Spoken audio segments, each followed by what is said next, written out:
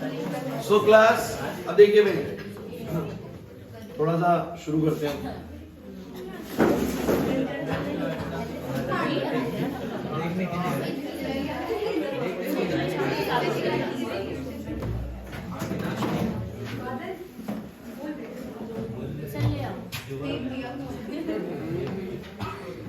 मुझे दिख जाता है कि मैं कर लूंगा।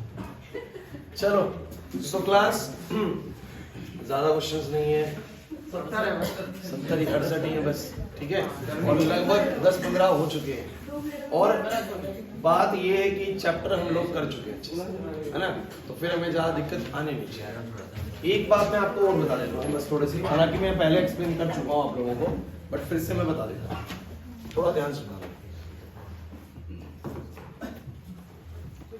एलसीआर सर्किट तो आप लोगों को अच्छे से आ गया भाई। एलसीआर सर्किट के अंदर रेजोनेंस कंडीशन भी आ चुकी है। बताना जरा रेजोनेंस कंडीशन कब आती है? In LCR resonance condition obtain when XL बराबर क्या? 10 मिनट कुछ छोटी मोटी चीजें बताऊंगा जो चैप्टर में इस्तेमाल होती हैं और जो अदर देन एलसीआर है और वो उधर डायरेक्ट मिलता भी नहीं आप लोगों को। तो एक्सएल बराबर एक्सी है, इसको ओमेगा एल बराबर पहले जरूर कराया होगा मैंने, हाँ पहले कराया। क्वालिटी वेक्टर दिया हुआ एनसीईआरटी में आशीष? नहीं, क्वालिटी वेक्टर नहीं दिया हुआ। अब पता ही नहीं वो क्वालिटी वेक्टर है कि नहीं, पहले तो कट गया था भाई। मैं बता देता हूँ फिर भी तुम्हें थोड़ा सा क्वालिटी वेक्टर, ये बातें नहीं हुई प्लीज। सो इतनी फ्रीक्वेंसी पर समझ रहे बात को? यही था जब एसी की frequency 1/2 pi root L time L into C होती है, मतलब जितना इंडक्टेंस है इंटू कैपेसिटेंस है उसको मल्टीप्लाई करके रूट करो, सॉल्व करो, अगर जो वैल्यू आ रही है उतनी ही फ्रीक्वेंसी रखी गई है, मतलब फ्रीक्वेंसी जब किसके बराबर है? 1/2 पाई रूट एल सी के बराबर है, उस समय सर्किट के अंदर एक्सएल बराबर एक्सी पाया जाएगा। मतलब कि सर्किट के अंदर मिनिमम इंपेडेंस ऑब्जर्व होगा, मिनिमम इंपेडेंस ऑब्जर्व होगा। आपको पता है ना इंपेडेंस क्या होता है? एक सर्किट का इंपेडेंस होता है root of R square plus में एक्सएल माइनस, और अगर एक्सएल और एक्सी बराबर हो जाएंगे, कुछ बहुत जरूरी बात बोलने वाला हूं, समझो इस चीज को, अगर एक्सएल और एक्सी बराबर हो जाएंगे तो आप लोगों का Z बराबर R आ जाएगा। That is the condition where you record the minimum impedance of the LCR circuit। Minimum impedance मतलब कि सर्किट सबसे कम अपोजिशन, एक एलसीआर सर्किट अपना सबसे कम अपोजिशन जब पैदा करेगा जब उसका एक्सएल किसके बराबर होगा? एक्सी के। इतना मैथमेटिक्स आप जानते हो। ये जो जेड है ना, ये सबसे छोटा तब आएगा जब ये दोनों बराबर हो जाएंगे, बिकॉज तब नेक्स्ट वाली टर्म 0 हो जाएगी, है ना। आने दो इनको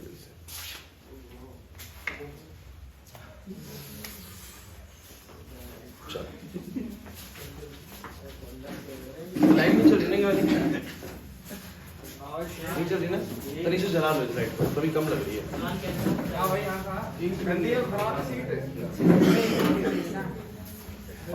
अब लग रहा है ना फरवरी में एग्जाम, थोड़ा सोए भी सब बच्चे आ रहे हैं। कोई नहीं, पढ़ना जरूरी है, बाकी ना हो के आओ तो मच बेटर है, नहीं आओ तो भी कोई दिक्कत नहीं, आपको तो बैठ के पढ़ना है, कोई दिक्कत नहीं। बोर्ड में देखो क्लास, अरे बच्चों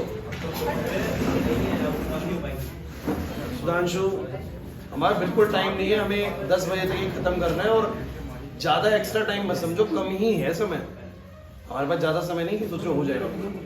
तो भैया बात ऐसी है कि मैंने आप लोगों को बोला एट द रेजोनेंस एक्सएल बराबर एक्सी होता है, मतलब ओमेगा एल बराबर 1/ओमेगा सी होता है, ओमेगा स्क्वायर 1/एलसी होता है, 2 पाई न्यू का स्क्वायर 1/एलसी और म्यू निकल के आ गया 1/2 पाई रूट एलसी। मतलब इतनी फ्रीक्वेंसी पर हमारा जो एलसीआर सर्किट होता है वो रेजोनेंस कंडीशन दिखाता है, मतलब उस समय वो सर्किट रेजोनेटिंग सर्किट की तरह, मतलब रेजिस्टिव सर्किट की तरह बिहेव करता है। Is this clear? अब मैं आप लोगों को यहाँ पर कुछ दिख रहा हूँ कि Z जो है ना वो root of R square plus में एक्सएल माइनस एक्सी का स्क्वायर होता है। आप खुद तुम इतना मैथमेटिक्स जानते हो। देखो किसी भी सर्किट के अंदर रेजिस्टर लगा दो, उसको कुछ ना कुछ तो रेजिस्टेंस होगा, और अब ये चीज कब सबसे छोटी होगी, मतलब आपका Z सबसे कम कब आएगा? जब ये टर्म ही हट जाए, और ये टर्म कब हटेगा? जब एक्सएल किसके बराबर होगा? एक्सी के।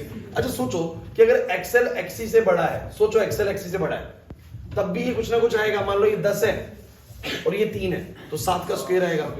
सोचो कि चलो एक्सएल छोटा हो जाए, एक्सी बड़ा हो जाए, मतलब ये 10 हो जाए, ये 3 हो जाए, तो भी -7 का स्क्वायर 49 आएगा। तो चाहे -7 है चाहे +7 है, स्क्वायर होने में तो पॉजिटिव रिजल्ट देगा। सबसे छोटी वैल्यू इसकी कब हो सकती है? जब एक्सएल किसके बराबर हो। तो कहा जाता है कि जो इस एलसीआर सर्किट का इंपीडेंस है, यानी जो उसका अपोजिशन है, वो सबसे कम तब रिकॉर्ड होगा जब एक्सएल किसके बराबर होगा? एक्सी के। Means eight the resonance condition, ये बड़ी इंपॉर्टेंट चीज है। ये कौन सी कंडीशन होती है बोलो? Resonance condition. At resonance condition LCR circuit has minimum impedance। एक LCR सर्किट का इंपेडेंस बोलो कैसा होगा? And form maximum current. And form, क्योंकि अगर किसी का इंपेडेंस मिनिमम है तो उसका करंट बोलो क्या होगा? मैक्सिमम होगा। तो करंट कितना होगा वैसे कोई जानना चाहे तो मैं बोलूंगा जो करंट होगा वो होगा E बाय में क्या बोलो? Z। करंट का फॉर्मूला तो यही होगा ना किसी भी चीज का, कि जितना EMF है अपॉन में क्या है बोलो? इंपेडेंस। समझे नहीं मेरी बात को? तो जब Z मेरा मिनिमम होगा तो मेरा करंट बोलो क्या होगा? मैक्सिमम होगा। बोल सकता हूँ नहीं यार मेरी बात समझ में? मैं बस आप लोगों से एक बात कहना चाह रहा हूं, at the resonance condition your LCR circuit record its minimum impedance, since XL is equal to XC हो जाता है, और मिनिमम इंपेडेंस का मतलब हो गया उस समय पर ही वो अपना क्या बना रहा होगा? मैक्सिमम करंट बना रहा होगा। इसका बात समझा कि अगर XL XC से बड़ा है तो भी ज्यादा करंट नहीं बन रहा होगा, XC XL से बड़ा है तो भी ज्यादा करंट नहीं बन रहा होगा, बिकॉज उन सब सूरत हाल में Z की वैल्यू बढ़ जाएगी और करंट की वैल्यू घट जाएगी। मानते हो कि नहीं मानते? तो करंट एक LCR सर्किट में सबसे बड़ा तभी बनने वाला है जब वो रेजोनेटिंग सर्किट पे होगा, मतलब रेजोनेंस कंडीशन पे होगा। एक बात क्लियर होगी ये वाली बात? चलिए दूसरी बात मैं आपको समझाने की कोशिश करता हूँ, बहुत जरूरी है। आप लोग ये बना रहे, मान लीजिए, ये थोड़ा ढंग से समझना। ये यहाँ पर फ्रीक्वेंसी ले लीजिए और यहाँ पर ले लीजिए इंपेडेंस ले लो, करंट भी ले सकते हैं वैसे। इंपेडेंस का पहले समझाया था तुम लोगों को। अब तुम मुझे एक बात बताओ, जैसे मैं फ्रीक्वेंसी यहाँ से बढ़ा रहा हूँ, यहाँ से बढ़ाता हुआ और मुझे देखना इंपेडेंस पे क्या असर पड़ेगा, थोड़ा ढंग से देखना। हाँ भाई देखिए, मुझे तुम एक बात बताओ, जो तुम्हारा एक्सेल का फॉर्मूला है वो तो क्या है? 2 पाई म्यू है, और एक्सी का फॉर्मूला क्या है? 1/2 पाई म्यू। आप लोग मुझे एक बात बताओ, सचिन बिल्कुल जीरो वैल्यू जब होगी फ्रीक्वेंसी की तब मेरा एक्सेल तो जीरो होगा और एक्सी क्या होगा? इनफाइनाइट, मतलब एक्सी की वैल्यू बहुत बड़ी होगी। तो जब एक बिल्कुल जीरो है और एक बहुत बड़ा है तो डिफरेंस बहुत बड़ा है। डिफरेंस बहुत ऑब्वियस बात है ना कि एक चीज बिल्कुल जीरो और एक चीज बहुत बड़ी है, फ्रीक्वेंसी जीरो तो इनफाइनाइट वैल्यू आ रही है, तो डिफरेंस भी बड़ा आएगा, इसका स्क्वायर भी बड़ा आएगा, मतलब इंपेडेंस बहुत हाई होगा। इंपेडेंस बहुत, अरे यार एक बहुत छोटा है एक बहुत बड़ा है, डिफरेंस बड़ा हो गया ना, और जितना बड़ा डिफरेंस हो गया उसका स्क्वायर बड़ा ही आने में आप लोगों का, तो इंपेडेंस बड़ा आएगा। तो मान लीजिए कि इस वक्त कुछ ना कुछ इंपेडेंस आपको रिकॉर्ड होता है, लेकिन जितना मैं राइट की तरफ बढ़ूंगा, थोड़ा समझने की कोशिश करना, मैं राइट की तरफ बढ़ूंगा, इंपॉर्टेंट चीज है बहुत ज्यादा, तो मेरी फ्रीक्वेंसी में बढ़ा रहा हूं। अच्छा फ्रीक्वेंसी बढ़ा रहा हूं तो क्या होगा? एक्सेल बढ़ेगा, लेकिन फ्रीक्वेंसी के बढ़ाने से एक्सी घटेगा। एक्सी घटेगा मतलब एक चीज बढ़ेगी और दूसरी चीज घटेगी। मान के चलो कि एक चीज पहले एक्सेल जो था ना बच्चों 0 था और एक्सी की वैल्यू में सपोज कर लेता हूं 100 थी। कितनी थी बोलो? 100। तो डिफरेंस पहले 100 का था, शुरुआत में डिफरेंस मान लेते हैं 100 का था, तो 100 का स्क्वायर हो रहा था एक्सेल माइनस एक्सी स्क्वायर में। लेकिन जब मैं फ्रीक्वेंसी को बढ़ाने लगूंगा तो आपको पता है एक्सेल की वैल्यू बढ़ने लगेगी, एक्सेल की वैल्यू बढ़ने लगेगी और फ्रीक्वेंसी के बढ़ाने से एक्सी का वैल्यू घटने लगेगा। अब वो बढ़ने लगा और ये 5 मिनट लगने वाली चीजों समझने में। एक बार ये समझ में आ गया फिर मैं सीधा क्वेश्चंस पे बात करने वाला हूं आप लोगों से, बिकॉज इसके भी 3 से 4 क्वेश्चंस हैं। ठीक है, जल्दी बैठो। तो मेरी बात आपको जो समझ नहीं आ रही है कि when we are going on the right side, बातें नहीं प्लीज भाई, when we are going on the right side the frequency is increasing due to which XL increases, XC decreases। आपको एक चीज बढ़ रही है और एक चीज घट रही है तो डिफरेंस बोलो क्या होगा? कम होगा। डिफरेंस कम होगा। अच्छा डिफरेंस कम होगा तो फिर आप लोगों का इंपेडेंस क्या होने लगेगा? कम होने लगेगा। तो इंपेडेंस ना ऐसे कम होता हुआ आता है, फ्रीक्वेंसी बढ़ती है इंपेडेंस ऐसे कम होता हुआ आता है। समझ में आ रही बात? लेकिन आपको भी एक बात पता है कि जब आप फ्रीक्वेंसी बढ़ाते रहेंगे तो एक्सेल बढ़ता जाएगा और एक्सी घटता जाएगा, तो एक जगह ऐसी भी आएगी जब एक्सेल और एक्सी बिल्कुल क्या हो जाएंगे? बराबर। एक्सेल और एक्सी क्या हो जाएंगे? बराबर। अच्छा जब एक्सेल एक्सी बराबर हो जाएंगे उस समय पर इंपेडेंस की वैल्यू क्या होगी? सबसे मिनिमम होगी। नहीं आई मेरी बात समझ में? पक्की बात है। अच्छा लेकिन अब उसके बाद अगर आपने फर्दर फ्रीक्वेंसी को बढ़ाया तो अब एक्सेल की वैल्यू बड़ी हो जाएगी और एक्सी की वैल्यू और छोटी हो जाएगी, क्रॉसओवर कर जाएंगे दूसरे को। अब फिर से डिफरेंस बढ़ने लगेगा। फिर से डिफरेंस, शुरू में 2 गाड़ियां बहुत दूर खड़ी, डिफरेंस बहुत बड़ा था, लेकिन धीरे धीरे पास में अब डिफरेंस बिल्कुल खत्म होगा, लेकिन फिर दोबारा से डिफरेंस बढ़ने लगेगा। अब क्या हो जाएगा? एक्सेल बड़ा हो जाएगा, एक्सी क्या हो जाएगा? छोटा। हर्ष नहीं आ रही बात समझ में? तो ऐसे में फिर डिफरेंस बढ़ेगा और डिफरेंस अगर बढ़ गया तो भैया इंपीडेंस फिर से बढ़ना शुरू हो जाएगा। तो एक बात ध्यान रखना, हमारा इंपीडेंस फ्रीक्वेंसी के साथ कैसे वेरी करता है, एक एलसीआर सर्किट का इंपीडेंस कैसे वेरी करता है। सर स्टार्टिंग में जब फ्रीक्वेंसी बढ़ाते हैं तो इंपीडेंस घटता है और उसके बाद एक सर्टेन फ्रीक्वेंसी, और इस सर्टेन फ्रीक्वेंसी आप लोग जानते हैं ये कौन सी फ्रीक्वेंसी होगी, जब 1 बाय में 2 पाई रूट LC होगा, इस फ्रीक्वेंसी पर जाएगी जब XL किसके बराबर होता है, XC की। इसको आप लिख भी सकते हैं, कौन सी कंडीशन है, XL बराबर XC। इस कंडीशन पर आप लोगों का इंपीडेंस मिनिमम रिकॉर्ड होगा। इससे पहले की अगर मैं बात करूं तो कहीं ना कहीं यहां पर XL की वैल्यू छोटी रहती होगी, XC की वैल्यू बड़ी रहती होगी। इधर आ जाता हूं तो XL की वैल्यू बड़ी हो जाती होगी, XC की वैल्यू छोटी हो जाती होगी। समझ लिख दिएगा, ठीक लिख रहे हैं, ठीक है ना। तो कुछ ऐसे चलता रहता होगा जिस कारण से आप लोगों को एक सर्टेन फ्रीक्वेंसी पर ही आके इंपीडेंस मिनिमम रिकॉर्ड होगा। समझ आया या नहीं आया? क्योंकि जब फ्रीक्वेंसी बहुत कम होती है तब भी ये दोनों बराबर नहीं होते हैं, जब फ्रीक्वेंसी ज्यादा हो जाती है तब भी ये बराबर नहीं रहते, बिकॉज कम फ्रीक्वेंसी पे ये कम होता है वो बड़ा होता है, हायर फ्रीक्वेंसीज पे ये बड़ा होता है ये छोटा होता है। लेकिन एक ऐसी फ्रीक्वेंसी आती है जब दोनों बोलो क्या होते हैं, बराबर होते हैं, और उस बराबर वाली वैल्यू पे मिनिमम इंपीडेंस रिकॉर्ड करते हैं। समझ आया या नहीं आया? पक्की बात है, मैं क्वेश्चंस कराऊं तो याद आ जाएगी ये वाली बात आप सबको। किसी को डाउट हो तो भी बोल दो, कोई दिक्कत नहीं, दोबारा फिर टाइम लगा लेंगे। डन? चलो अब अगली चीज सुनो। अगर इंपीडेंस ऐसे घट रहा है बढ़ रहा है तो मुझे तुम बताओ जरा करंट के साथ क्या चल रहा होगा, इस सर्किट में करंट कैसे वेरी कर रहा होगा विद द फ्रीक्वेंसी। क्योंकि जब मैं फ्रीक्वेंसी बढ़ा रहा हूं तो इंपीडेंस घट रहा है, और अगर इंपीडेंस घट रहा है आप इसको सीधे चाहे I में E by Z लिख लीजिए, बातें नहीं भाई। अगर इंपीडेंस घट रहा है तो करंट डेफिनेटली क्या हो रहा होगा, बढ़ रहा होगा। तो जैसे जैसे मैं फ्रीक्वेंसी को बढ़ाऊंगा करंट क्या होगा, बढ़ेगा, क्योंकि इंपीडेंस उसका घट रहा है। और फिर एक सर्टेन फ्रीक्वेंसी पे करंट क्या हो जाएगा, मैक्सिमम, उसके बाद करंट फिर से घटेगा। समझ आया कि नहीं आया? हालांकि इस तरीके से कुछ इस तरीके से मैंने बनाया होगा, पहले ऐसे बनाया होगा, क्लियर है। तो एक पर्टिकुलर फ्रीक्वेंसी पर हमारा करंट बोलो क्या होता है, मैक्सिमम। क्लियर होगा कि नहीं होगा? अच्छा, एग्जामिनर और क्या करता है इस सिचुएशन को और कंफ्यूज करने के लिए आप लोगों को? पहले तो मुझे बताओ, तुम्हें सबको समझ में आ गया मैंने जो बनाया कैसे बनाया, क्यों ऐसा यूं अम्ब्रेला टाइप का बन रहा है, ठीक है। उसके बाद सुनो, अगर वो यूं बोले कि मेरे पास मैंने 3 अलग अलग कंडीशंस में LCR सर्किट का 3 अलग अलग कंडीशंस में LCR सर्किट का मैंने वो बनाया करंट का वेरिएशन फ्रीक्वेंसी के साथ। एक बार ऐसा बना, एक बार ऐसा बना और एक बार ऐसा बना, और वो इन तीनों केसेस का आप लोगों को रेजिस्टेंस दे देता है। एक छोटी सी बात है यार, ये कब बनता है ऐसा जो पीक बनता है, कब बनता है, जब XL किसके बराबर होता है, XC के, उस समय पे इंपीडेंस मिनिमम होता है और करंट बोलो क्या होता है, मैक्सिमम होता है ना। तो XL तो XC के बराबर ही है। अब सोचो कि फिर भी किसी केस में करंट बहुत ज्यादा आ रहा है, तो आपको पता है जब XL XC के बराबर होता है, सुनना बड़ी इंपॉर्टेंट लाइन बोलूंगा, जब XL XC के बराबर होता है तो करंट सिर्फ और सिर्फ E by Z होता है। वैसे तो करंट उस समय, मतलब आपको पता है कि जब XL XC के बराबर होता है तब करंट की वैल्यू को डिसाइड करता है E by R, क्योंकि जब XL XC के बराबर होगा तो इंपीडेंस एक्चुअली मींस R के बराबर होगा। किसके बराबर होगा, R की। तो सोचिए कि अगर इन तीनों कंडीशंस पे XL XC के बराबर है, ध्यान देना XL XC के बोलो क्या है, बराबर है, ऐसा क्या हुआ कि इसका करंट सबसे ज्यादा बन गया, तो इसका करंट सबसे ज्यादा तभी बन सकता है, उसका रेजिस्टेंस क्या हो, सबसे कम। तो ध्यान रखना कि इन तीनों ग्राफ्स के अंदर सबसे लीस्ट रेजिस्टेंस किसका होगा, बोलो R3 का। इस केस में इसकी जो पीक बन रही है सबसे ज्यादा बन रही है, तो हम कहेंगे ऐसे में जो LCR सर्किट लगे हुए हैं तीनों केसेस में, इस वाले केस का जो रेजिस्टेंस है वो सबसे कम है, R2 का सबसे ज्यादा है और R1 का सबसे ज्यादा है। तो एक क्वेश्चन ये बनाता है वो आप लोगों का, समझ नहीं आ रहा ना, नहीं पल्ले पड़ा कुछ, श्योर। तो कुल मिला के मैंने आपसे 2 से 3 बातें करी हैं, जल्दी से सुन लीजिए। एक मैंने ये बात करी है कि अगर मैं अपनी AC की फ्रीक्वेंसी को बदलता हूं तो इंपीडेंस पे क्या असर पड़ता है। तो शुरुआत में जब मैं फ्रीक्वेंसी बहुत कम लेता हूं, 0 फ्रीक्वेंसी लेता हूं, तब ये 0 होता है, ये बहुत बड़ा होगा क्योंकि नीचे 0 तो इनफिनिट होगा, तो डिफरेंस बड़ा आएगा तो इंपीडेंस अच्छी खासी वैल्यू रिकॉर्ड करेगा।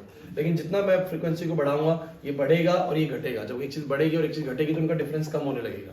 डिफरेंस जितना कम होता जाएगा इंपीडेंस की वैल्यू घटती जाएगी, बिकॉज डिफरेंस जितना कम हो जाएगा XL - XC इंपीडेंस घटेगा, और एक टाइम पर XL XC के बराबर हो जाएगा तब इंपीडेंस बिल्कुल छोटा आएगा, उसके बाद फिर दोबारा से इंपीडेंस बढ़ेगा। ये मैं समझा चुका हूँ, क्लियर है।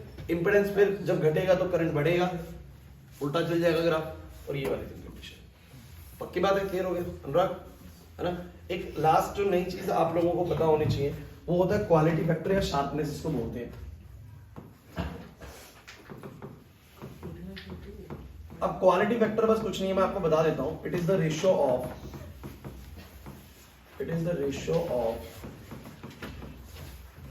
Voltage drop across inductor or capacitor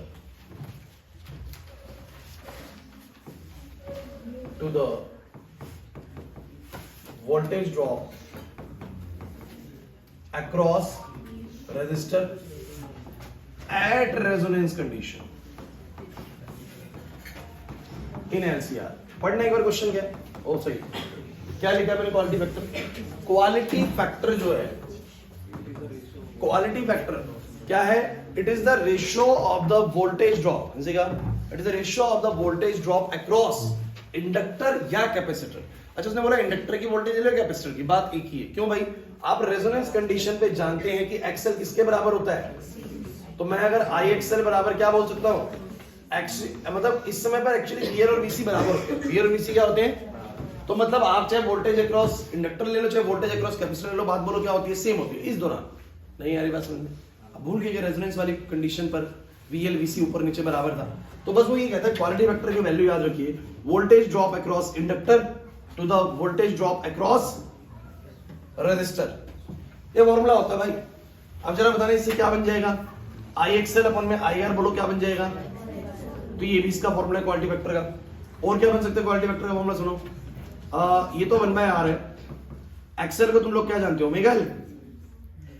omega की जगह 2 पाई न्यू लिख दूं, 2 पाई न्यू एल बाय में आर लिख सकता हूं। और क्योंकि रेजोनेंस कंडीशन है, तो मुझे बताना जरा, मैं फ्रीक्वेंसी की जगह पे क्या डाल सकता हूं? 1/2 पाई रूट एलसी। अरे इसके फॉर्मूले हैं अलग अलग, बस इसलिए बोल रहा हूं मैं। Quality factor is nothing but is the voltage drop across the inductor to the voltage across the resistor. अब आपको पता है कि इंडक्टर के अक्रॉस जो वोल्टेज है वो क्या होगी? आई एक्सएल, इसके अक्रॉस आई आर, आई से आई कट जाएगा, एक्सएल बाय आर। ये भी तरीका है। एक्सएल को मैं 2 पाई न्यू एल लिख सकता हूं डिवाइड बाय आर। और उसने बोला है, रेजोनेंस वाली बात कर रहा हूं मैं, तो रेजोनेंस पे आपको पता है फ्रीक्वेंसी कितनी होती है? 1/2 पाई रूट एलसी। बताओ 2 पाई से 2 पाई कैंसिल हो जाएंगे, कहीं एमसीक्यू में आ जाए क्वालिटी वेक्टर फॉर्मूला, इसलिए बोल रहा हूं। तो रूट एल से एक एल कट जाएगा, तो ऊपर एक रूट एल बच जाएगा, तो आंसर क्या बनेगा? 1/r रूट एल बाय सी। ये आप लोगों ने पढ़ा होगा। और ये क्वालिटी वेक्टर बस इसलिए कि देखो, जितनी ज्यादा अच्छी क्वालिटी वेक्टर होती है उतना ज्यादा शार्प बनता है, उतना ज्यादा पीक बनता है इसका। कैसे? 1 मिनट लगेगा, इसको देख लो आप लोग। कहां से उड़ा दिए?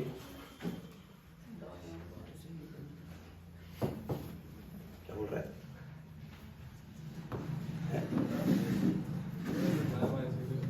अच्छा सुनना, बताना जरा, कब इसकी शार्पनेस या क्वालिटी, इस करंट की शार्पनेस या क्वालिटी, एलसीआर सर्किट जब बढ़िया बढ़िया करंट बनाएगा तो उसकी क्वालिटी ज्यादा होगी, उसकी शार्पनेस ज्यादा होगी।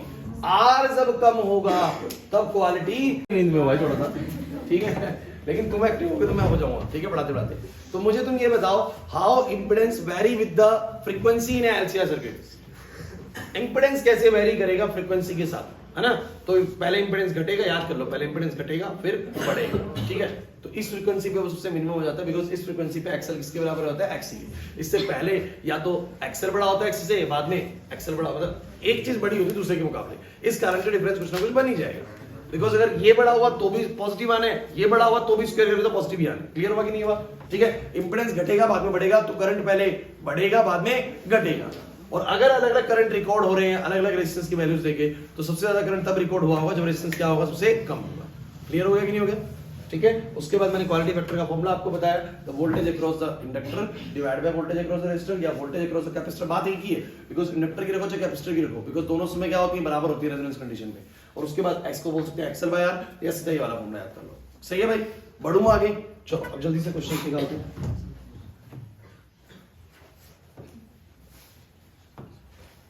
चलो आ जाओ, पढ़ो। पहला क्वेश्चन 11 पढ़ो, 11 छोड़ रखा था हमने, पढ़ लो जल्दी से, जल्दी जल्दी।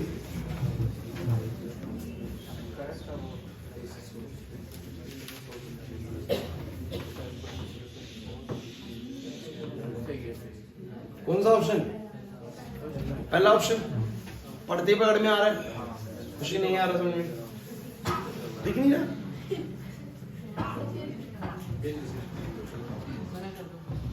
अब दिख रहा है यार? वो लाइट बंद कर दो, वो सही में दिक्कत कर रही है। कर दियो अर्ज, पैनल ने आके खराब कर दिया। बोलना कौन सा ऑप्शन अब दिख रहा है सबको? सो पहला ऑप्शन करेक्ट है कि इंपेडेंस पहले बढ़ता है, सॉरी पहले घटता है और बाद में बढ़ता है, फ्रीक्वेंसी बढ़ेगी तो ठीक है। 12वां ये सब कुछ करवा चुका हूं मैं आप लोगों को। सीधा क्वेश्चन नंबर 15 पे आ जाइए। क्वेश्चन नंबर 15 पे आ जाइए। पढ़िए क्वेश्चन क्या है। The voltage across the resistor, voltage across the resistor कितना है बोलो? अरे बोल दे यार, दिख नहीं रहा बट ट्यूबलाइट पड़ गई है। और वोल्टेज अक्रॉस द इंडक्टर और वोल्टेज अक्रॉस द कैपेसिटर 30। अब उसका क्वेश्चन ये है कि अगर इन सबके अक्रॉस इतनी वोल्टेज है तो रिजल्टेंट वोल्टेज कितनी होगी? क्या तुम लोगों को याद है, मैं जब तुम्हें फॉर्मूले बना रहा था ना इसीलिए बोल रहा था कि याद करो वोल्टेज वाला भी, इसका कुछ यूज आएगा जब मैं क्वेश्चंस कराऊंगा। तो क्या तुम भूल गए जो ई नेट निकाला था, ई नेट या वी नेट बोल दो, वो क्या आएगा? Root of V R square plus में V L minus V C का स्क्वायर करो या V C minus V L का स्क्वायर करो। बात एक ही पढ़नी है, आप लोगों को पता है। नहीं आएगा समझ में तो मुझे बताना जरा। हालांकि इसको VC माइनस VL कर देता हूँ फिलहाल क्योंकि VC बड़ा दिख रहा है मुझे। एक ही बात है, वैसे कोई फर्क नहीं पड़ता। तो बोलो कितना आएगा? 20 का स्क्वायर, अरे बात ही नहीं। और ये 15 का स्क्वायर बच जाएगा बिकॉज 30 माइनस 15 हो जाएगा। नहीं आ रहा समझ में? बताना कितना आएगा? ये आएगा 400 प्लस में 225, 625 का आ जाएगा 25। तो भैया नेट बनेगा 25 वोल्ट। अच्छा मेरा एक और सवाल है, हाँ भाई आशीष, अब रेजिस्टर, इंडक्टर और मैं करवाया चलिए पहले भी तुम लोगों को। तो अगर ये तीनों एलिमेंट्स लगे हुए हैं, एक के क्रॉस वोल्टेज 20 की है भाई, एक के क्रॉस 15 की है, एक के क्रॉस 30 की है, तो ये तीनों जुड़ जानी चाहिए थी वैसे तो यार, क्योंकि सीरीज में लगे हुए तो सीरीज में तो वोल्टेज जैसे ऐड हो जाती है, नेट वोल्टेज पता लग जाती है। जुड़ के बनना चाहिए था 65, लेकिन 65 नहीं बना, सिर्फ मात्र कितना बना बोलो? 25। ऐसा क्यों? तो इसका आगे चल के ये क्वेश्चन भी आने वाला है कि ऐसा क्यों नहीं हो रहा कि जो नेट वोल्टेज है वो इन सबके अलजेब्रिक सम के बराबर क्यों नहीं आ रही? तो आप बोलेंगे तब बराबर आती जब ये सारी वोल्टेज सेम फेज में होती, बट सेम फेज में एक ऐसे है, एक ऐसे है, एक ऐसे है। समझ में आ रहा है कि नहीं आ रहा? तो ये जो आपकी इन दोनों की होती है तो आपको पता है एक दूसरे को कैंसिल करती है। 30 ऊपर 15 नीचे या 30 नीचे 15 ऊपर, तो 15 का डिफरेंस बचेगा और बाकी इसका रिजल्टेंट आएगा। तो आप बोलेंगे सिंपल सी बात बोलेंगे, all these voltages are not in the same phase. ये सारी सेम फेज में नहीं है, इसलिए इनका अलजेब्रिक सम नहीं कर सकते। क्लियर होता कि नहीं था? जब रेजिस्टर्स हुआ करते थे ना तीनों के तीनों, तो आपको बस की वोल्टेज और करंट सेम फेज में होती थी, तो फिर हम लोग सीधा ऐड कर सकते हैं। क्लियर हुआ कि नहीं हुआ? नहीं आया समझ में? ठीक है, इसके बाद सुनो नेक्स्ट क्वेश्चन, जल्दी करते हैं जो आपको जल्दी थे। ये करवाया था मैंने? नहीं करवाया था। एक सर्किट है जो कि एसी सोर्स से लगा हुआ है, वेरिएबल फ्रीक्वेंसी, फ्रीक्वेंसी बदल रही है। कह रहा है as the frequency of the source is increase the current first increases and then decreases. Current पहले बढ़ रहा है और फिर घट रहा है, होता है एलसीआर सर्किट में। तो इनमें से कौन सा कॉम्बिनेशन देखने को मिल सकता है? कौन सा कॉम्बिनेशन? एलसीआर है बच्चों, एलसीआर में ही ऐसा होता है। नहीं है बस। नेक्स्ट 17, एक रेजिस्टर है 15 ओम का, एक रेजिस्टर है 15 ओम का, उसके बाद एक इंडक्टर है 80 मिली हेनरी, मतलब 10 की पावर -3 हेनरी कर दूं 50। और क्या बोल रहा है? And capacitance of C capacitance है, पता नहीं कौन सा है, कितना वैल्यू है, उसको 50 हर्ट्ज के सोर्स से कनेक्ट किया गया है। अब क्या बोलता है? If the sources in the voltage or current in the same phase. देखो एलबी है, सीबी है, आरबी है, बट सेम फेज में आ रहा है, सेम फेज में आ रहा है, इसका मतलब ये रेजोनेंस कंडीशन है। कौन सी कंडीशन है? बहुत इजी है, कुछ रेजोनेंस की पहचान बताता हूं। बोलेगा current and voltage in the same phase, the whole LCR circuit behave like a resistive circuit, the impedance of the circuit is minimum, the impedance of the circuit recorded is minimum, resonance, the current recorded is maximum, resonance। ये सारे terms किसके लिए बोलो? Resonance condition के लिए।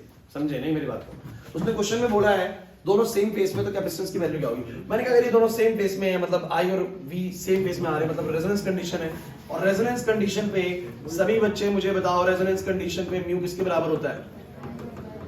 अरे होता है, अब बताओ फ्रीक्वेंसी कितनी? 50, 2 पाई, एल की वैल्यू सही है? सही कर रहा हूं? क्या हो गया?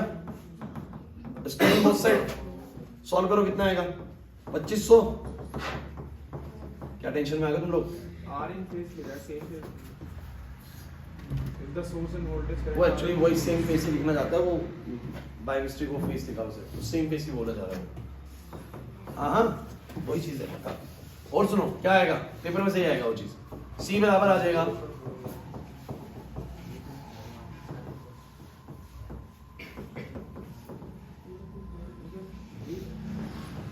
अरे यार तुम कर लोगे नहीं कर लोगे उसको, या मैं करके उसको?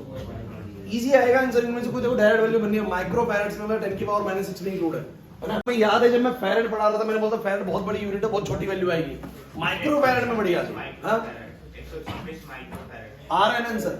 अब 126 के लिए क्या लगाओगे आप? 127 वोल्ट लगाओगे, ठीक है, अप्रोक्सीमेशन में, तो 127 माइक्रो फैरेड है। इसी को सॉल्व करके RNN नहीं आ रही मेरी बात समझ में?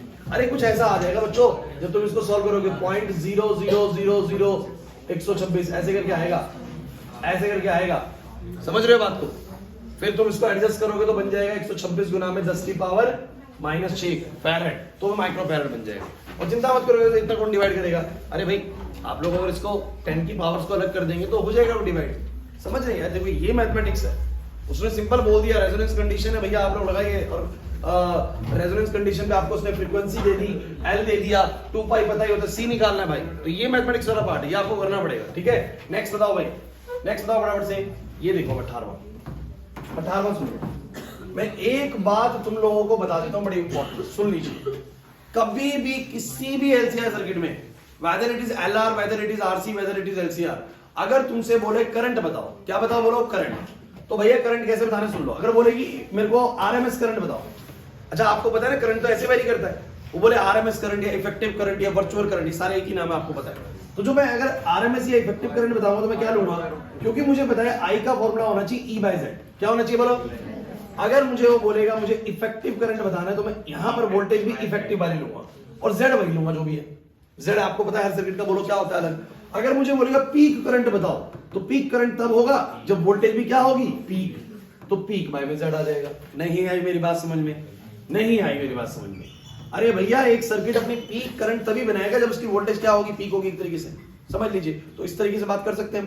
तो मुझे तुम सब बच्चे बताओ, जैसे कि हमारे पास क्वेश्चन दिया हुआ है 18th, 300 ओम का रेजिस्टर है और कैपेसिटेंस 25 बाय पाई माइक्रोफैरड्स का है। सुनिए, R connected in series to 200 volt 50 hertz. अच्छा इसका क्या मतलब है 200 वोल्ट 50 हर्ट्ज? 200 वोल्ट का मतलब है कि जो इफेक्टिव वोल्टेज है वो उसकी कितनी है बोलो? 200 वोल्ट। क्योंकि मैं आपको बोलता हूं जब घर के अंदर बोला जाता है कि आपकी घर की सप्लाई 220 वोल्ट 50 हर्ट्ज है, तो 220 वोल्ट क्या होता है? Effective voltage. पीक तो उसका 310 311 था। भूलिए मत, जब कभी ऐसे एसी की एक वोल्टेज लिख के देते ना तो वो एक वोल्टेज कभी भी पीक नहीं होता, वो उसकी कौन सी वोल्टेज होता है? इफेक्टिव वोल्टेज होता है। नहीं यार मैं समझ में पक्का आरएस तोड़ दे, यहां पर देख ले। फ्रीक्वेंसी बोलो कितना आएगा? 50 हर्ट्ज। अब बताओ the current in the circuit कितना होगा? करंट इन द सर्किट कितना होगा? तो करंट इन द सर्किट को आप आई इफेक्टिव निकाल सकते हैं। तो आई इफेक्टिव बोलो कितना आएगा? ई इफेक्टिव। बाय में बोलो कितना? Z। You have E effective but you don't have Z ना, Z नहीं दिया हो भाई। तो Z कैसे निकलेगा? क्योंकि ये सर्किट बच्चों आरसी सर्किट है। कौन सर्किट है बोलो? तो आरसी सर्किट का Z बोलो कैसे निकलेगा? बहुत बढ़िया, बहुत बढ़िया। बताओ R दिया हुआ है? दिया हुआ है sir. How we can find XC? तो XC निकाल सकते हैं सर। XC में कौन सा रॉकेट साइंस है? बोलो XC क्या होता है? 1 बाय में 2 pi new C। This is 1 by में 2 पाई। न्यू बोलो कितना? 50। C बोलो कितना? 25 बटे पाई। बताओ पाई से पाई 100 2500, 1 बाय में 2500। बोलो क्लियर है? अरे नहीं आ रहा भाई समझ में।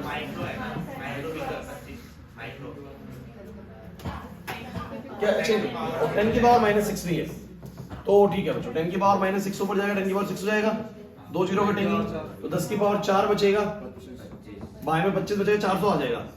XC की वैल्यू कितनी आ गई? अब XC 400 आ गया और R 300 है। कोई भी बच्चा इस कैलकुलेशन को कर देगा। 300 का स्क्वायर प्लस में बोलो कितना आ जाएगा? मैं तो कह रहा हूं 500 आ जाएगा। 16 समझ रहे हो? 16 और 2 4 जीरो है। अरे मैं 500 लिख दूं, क्लियर है? अब आ गया Z 500, तो Z है 500, ई इफेक्टिव है 200, 2 बाय 5 यानी 0.4 एम्पियर का करंट इस सर्किट में बनने वाला है। नहीं है मेरी बात समझ?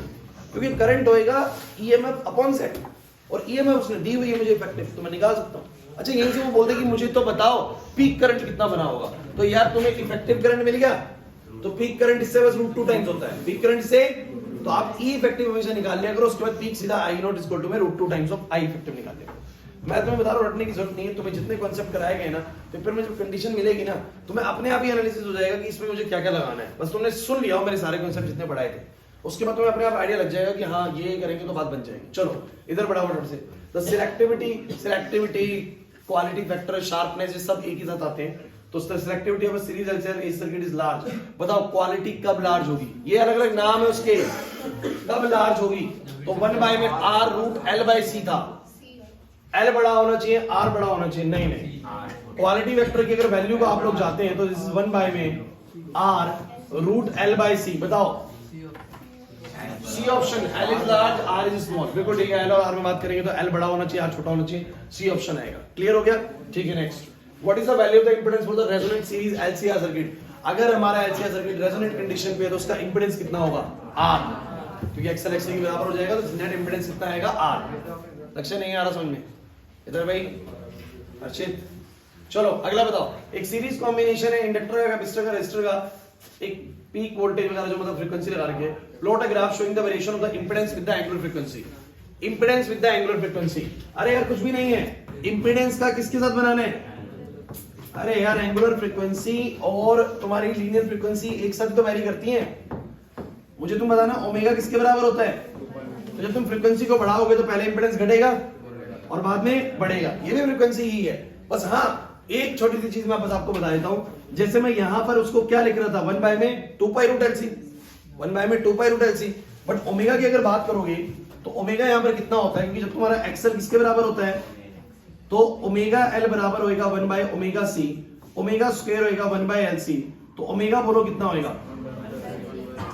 1 बाय में रूट एल सी। वो तो तुम इसको 2 पाई न्यू लिख दोगे तो 2 पाई नीचे आ जाएगा। तो बोलेंगे इस वक्त पर जिस समय ये मिनिमम इंपेडेंस रिकॉर्ड करता है उस समय पर ओमेगा किसके बराबर होता है? 1 बाय में रूट एल सी। 1 बाय में नहीं आया इसके समझ में। अगर फ्रीक्वेंसी की बात करोगे, लीनियर फ्रीक्वेंसी की बात करोगे तो वो 1 by 2 pi root L C होता है। बट अगर बात करोगे एंगुलर फ्रीक्वेंसी की तो वो 1 बाय रूट एल सी होता है। तो बोलेंगे जब हमारा omega 1 by root L C होगा उसमें मिनिमम इंपेडेंस रिकॉर्ड होगा। ये कौन सी वाली कंडीशन होती है? जब एक्सएल किसके बराबर होता है? एक्सी के। इससे पहले आपको पता है एक्सी बड़ा होता है एक्सएल से, उसके बाद एक्सएल बड़ा होता है एक्सी से। दोनों सूरत हाल में इंपेडेंस ज्यादा हो जाता है। समझ में आया कि नहीं आ गया? बहुत सिंपल चीजें चल रही है यार, कुछ भी नहीं है, मैं बता रहा हूं आप लोगों को। कॉन्सेप्ट पकड़ लिया है, क्वेश्चन देखो ऐसे बनते चले जाएंगे बिल्कुल। उसके बाद क्वेश्चन नंबर 22, जरा देखते ही बता दो मुझे। एल दिया हुआ है, सी दिया हुआ है, आर दिया हुआ है, एलसीआर सर्किट है, कुछ वोल्टेज में दिया हुआ है उसने प्लस करके। आप कहीं सर वोल्टेज में तो प्लस हमने कभी करा नहीं, सेंस समझने की कोशिश करो। वो दिखाना चाह रहा है वोल्टेज लीड कर रही है। वोल्टेज क्या कर रही है? अब आपको पता है अगर वोल्टेज लीड कर रही है तो पक्का एक्सएल एक्सी से बढ़ा रहा होगा, पक्का एलसीआर सर्किट में। करंट पीछे छूट गया ना, और करंट कब पीछे छूटेगा प्रियांशु? जब एक्सएल ज्यादा ताकतवर होगा, किससे बोलो? एक्सी से, एलसीआर सर्किट के अंदर ना। तो कोई दिक्कत नहीं है, आगे की बात सुनते हैं। कह रहा है मुझे पहले तो इस सर्किट का इंपेडेंस बता दो। मुझे तुम ये बताओ एलसीआर सर्किट का इंपेडेंस कितना होता है? रूट ऑफ आर स्क्वायर, क्योंकि मैं मान के चल रहा हूं एक्सएल बड़ा है, क्योंकि मुझे पता लग गया एक्सएल कैसे बड़ा है। मुझे वोल्टेज लीड करती हुई नजर आ रही है, और वोल्टेज तभी लीड कर सकती है जब एक्सएल ज्यादा ताकतवर रहा हो। करंट को रोकने वाली चीज ज्यादा ताकतवर है, पक्की बात है। अब मेरे को सारी चीज चाहिए, बोलो आर है, बोलो आर है, दिया हुआ सर डायरेक्टली।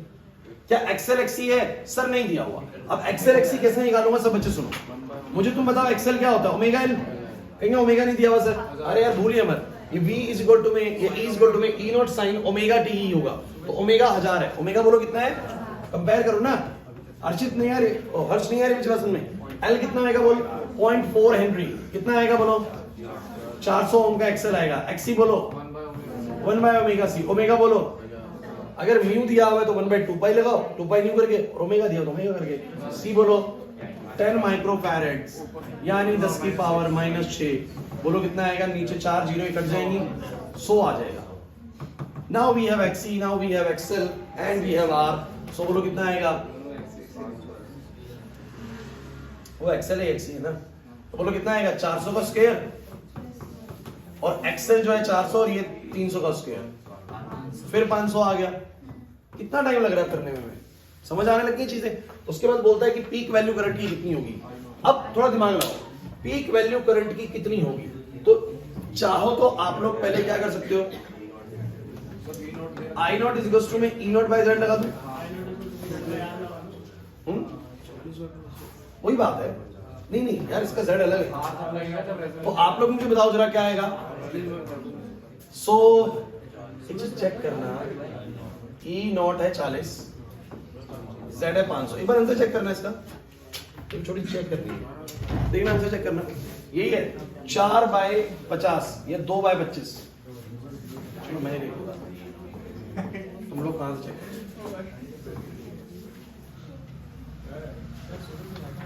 4x50 ही है।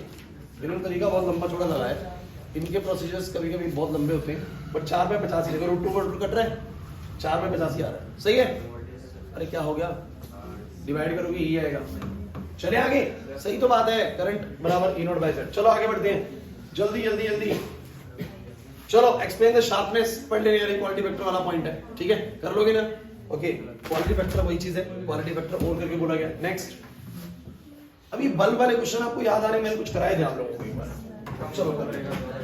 हाँ चलो चलो, बोर्ड पे कह रहा है मेरे पास एक कैपेसिटर है, एक रेजिस्टर है और एक बल्ब है। बच्चों प्लीज, अच्छा एक बात बताओ, बल्ब, अच्छा एक बात बताओ, अगर पीछे जो कैपेसिटर लगाया और आर लगाया, इसका रेजिस्टेंस बोलो कितना होता है आर, इसका रेजिस्टेंस बोलो कितना होता है एक्सी। अगर पीछे किसी का भी रेजिस्टेंस बढ़ गया, राइट, पीछे किसी का भी रेजिस्टेंस बढ़ गया तो आपको पता है बल्ब अब कम ग्लो करेगा। वो आपको ये बोलता है कि बल्ब की ब्राइटनेस पे क्या असर पड़ेगा अगर मैं इस कैपेसिटर के बीच में एक स्लैब डाल दूं, समझ रहे बात को, मैं एक इंडक्टर कोइल है उसके बीच में एक रॉड डाल दूं, तो आपको ना चेक करना है कि इन कुछ भी हरकत करने से आर पे, एक्सी पे और एक्सएल पे क्या असर पड़ा। अगर ये बढ़ गए, या बताओ अपोजिशंस क्या हो गई, बढ़ गई किसी की, तो ऑब्वियसली बात है ब्राइटनेस को कम कर देंगे, और अपोजिशन अगर घट गई होगी तो ब्राइटनेस को बढ़ा देंगे। ये मैंने ड्यूरिंग द क्लास भी कराया बच्चों, आप लोगों को नहीं आ रहा यार, नहीं आ रहा यार।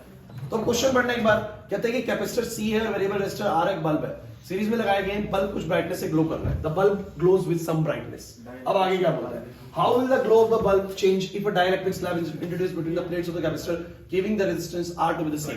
अगर तुम्हें याद हो ना, कैपेसिटेंस वैसे होता है A एप्सिलॉन नॉट बाय में क्या D, लेकिन अगर स्लैब डाल देते हो ना, नया capacitance K times of A epsilon naught by D आता है। जब पढ़ाऊंगा विस्तृत चैप्टर दोबारा बता दूंगा, लेकिन आपको बस पता होना चाहिए स्लैब डालने से, स्लैब डालने से कैपेसिटेंस बढ़ती है। अगर कैपेसिटेंस बढ़ी होगी तो एक्सी को सोचो, एक्सी होता है 1 बाय में 2 पाई म्यू सी। तो अगर मेरा कैपेसिटेंस बढ़ा होगा, एक्सी घटा होगा, तो opposition offered by this come हो गया होगा। अब इसका अपोजिशन अगर कम हो गया होगा तो बल्ब ज्यादा ग्लो करेगा। क्लियर हो गया। नेक्स्ट क्या बोलता है, the resistance are is increased. अब आर को बढ़ा रहे हो यार, आर को बढ़ा रहे हो, फिर वो आपको पता है रेजिस्टेंस आर बढ़ेगा, अपोजिशन बढ़ा देगा, बल्ब के पास कम करंट भेजेगा। क्लियर हो गया कि नहीं हो गया, बल्ब की ब्राइटनेस कम हो जाएगी। नहीं आया ना समझ में, अरे नहीं आ रहा, बहुत इजी है यार, कुछ भी नहीं है, सब कुछ बहुत सिंपल सा चल रहा है। क्लियर है। किसी को नींद आए तो मान लो मुंह हाथ धो लो, वहां पर से जाके बाहर जाके वो पानी में लगाओ, ठीक है। समझ आ रहा है कि नहीं आ रहा, मैं बता रहा हूँ जिसको नींद आ रही है, किसी को सचिन जाएगा और ज्यादा है, अबे मुंह धोने को दिक्कत नहीं है। ज्यादा आती है वो। क्लियर हो रहा है, मुश्किल लग रहा है क्या, समझ आ रहा है ना, फिर बस एक्टिव रहना चाहिए। चलो अरे बस बोर्ड पे कनिष्का क्वेश्चन आपके सामने, एक काम करो, मैं 1 मिनट का ब्रेक लेता हूँ, आप लोग करो अच्छे से करो, करो पेन पेपर निकालो, उस पे करो। आशीष कर कॉपी पे, तो आप कर दो, करो एक बार।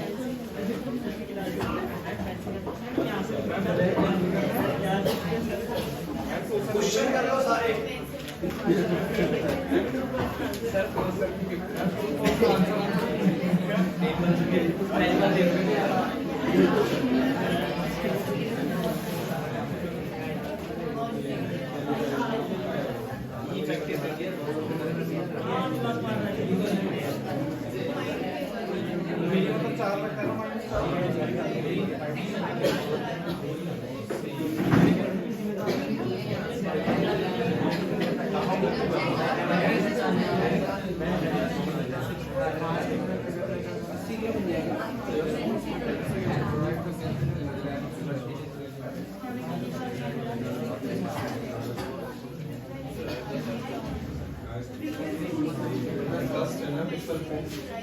अरे सर हो गया, एक करोड़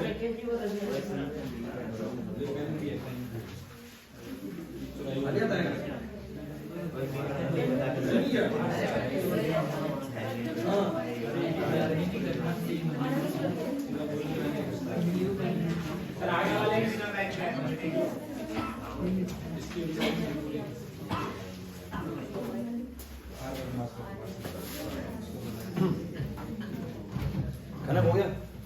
नहीं हो पा रहा? आसान क्वेश्चन है बच्चों, कहाँ फंस रहे हो समझ नहीं आ रहा।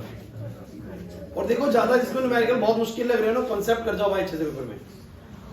ज्यादा न्यूमेरिकल मुश्किल लगे कोई नहीं, छोड़ो, हो क्या करो, नहीं हो पा रहे तो छोड़ दो, अपना कंटेंट तो कर ही सकते हो, तब भी नंबर अच्छा आ जाए।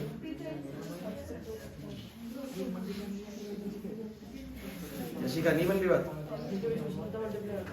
उसने बोला कि बताओ सोर्स की कितनी फ्रीक्वेंसी होगी जिससे सर्किट रेजोनेंस पे रहे। क्या लगाया सब बच्चों ने फॉर्मूला? अरे सबने क्या लगाया? रेजोनेंस पे क्या फ्रीक्वेंसी होती है? क्या एल और सी दिया हुआ है? और सब दिया हुआ है यार, इसको क्या कैलकुलेट कराऊं तुम्हें?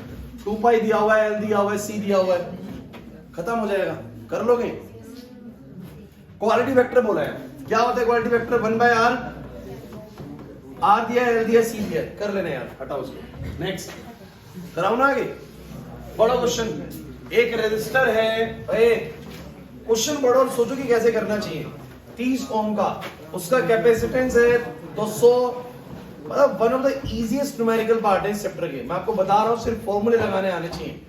पाई माइक्रोफैरेड्स, चलो is connected to a series, मतलब ये आरसी सर्किट है, बस एल दिया ही नहीं है। तो कह रहा है कि वोल्टेज कितनी है ई इफेक्टिव 200, फ्रीक्वेंसी कितनी है अनीशा 50 हर्ट्ज। अब कह रहा है करंट इन द सर्किट बताओ कितना होगा, voltage drop across the resistor capacitor बताओ। चलो यार जल्दी से बताते हैं, इस सर्किट में करंट कितना होगा जरा बताओगे? करंट होगा, अभी तो करवाया बच्चों मैंने ये, ई इफेक्टिव बाय जेड। अरे कोई सिर्फ बोले ना करंट, तो वो आपसे इफेक्टिव वैल्यू पूछ रहा है। जैसे बोले कि घर में एसी की वोल्टेज कितनी है, तो आप 220 वोल्ट बोलेंगे, सिर्फ उसकी इफेक्टिव वैल्यू बताएंगे, पीक नहीं बताएंगे। वैसे कोई करंट बोले तो आपको उसकी इफेक्टिव करंट बतानी है। सब बच्चे सुनो भाई, ये तो बताइए Z निकालना है, और Z में कैसे निकालूंगा यार? अभी मैंने सेम क्वेश्चन कराया, I think R square plus में एक्सएल माइनस आर पता है सर, एक्सएल एक्सी नहीं पता है, लेकिन एक्सएल है ही नहीं, तो क्या करेंगे बोलो? सिर्फ एक्सी का स्क्वायर, और एक्सी कैसे निकलेगा? 1 में 2 पाई न्यू सी। अब यार मैं कराऊंगा नहीं, हिंट दूंगा बस, 2 पता है, पाई पता है, इनको पता है, सी पता है, सारी वैल्यू पता है। एक्सी आ जाएगा, एक्सी आ गया, आर आ गया, करेंगे जेड आ जाएगा, पुट करेंगे, आंसर आ गया। फॉर्मूले ही यूज करने हैं, इसमें कोई रॉकेट साइंस नहीं है चैप्टर के अंदर। एक बार आंसर देगा किसका 25 का आंसर सही आया, वो छोड़ो कोई नहीं। हाँ अरे सही आया।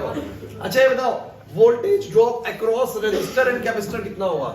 अगर कोई बोले कि रेजिस्टर के अक्रॉस कितना वोल्टेज ड्रॉप हुआ, तो बोलोगे उसके अंदर करंट कितना गया इनटू आर, और वोल्टेज ड्रॉप अक्रॉस कैपेसिटर कितना होगा? I into XC. क्या मैंने सिखाया वोल्टेज ड्रॉप का मतलब? अब जरा मुझे तुम बताना, आई तो तुम्हारा यहां से निकल गया होगा, आई तुम्हारा यहां से निकल गया होगा, आर तुम्हें पता है, आई निकल गया होगा यहां से, एक्सी तुम्हें पता है, सीधा वोल्टेज ड्रॉप आ जाएगा। किसी का भी वोल्टेज ड्रॉप उसमें कितना अपोजिशन है इनटू करंट से निकल जाता है। रेजिस्टर का voltage drop I into R, capacitor का आई इनटू एक्सी, और इंडक्टर का आई इनटू एक्सएल, क्योंकि आज से सब कुछ आर और सी पे चल रहा है। मुश्किल लग रहा है? बंसी का नहीं आ रही बात समझ, नहीं आ रहा? बंसी का वंशी का नहीं बोल रहा मैं, बंसी का ही बोल रहा हूं। क्लियर है?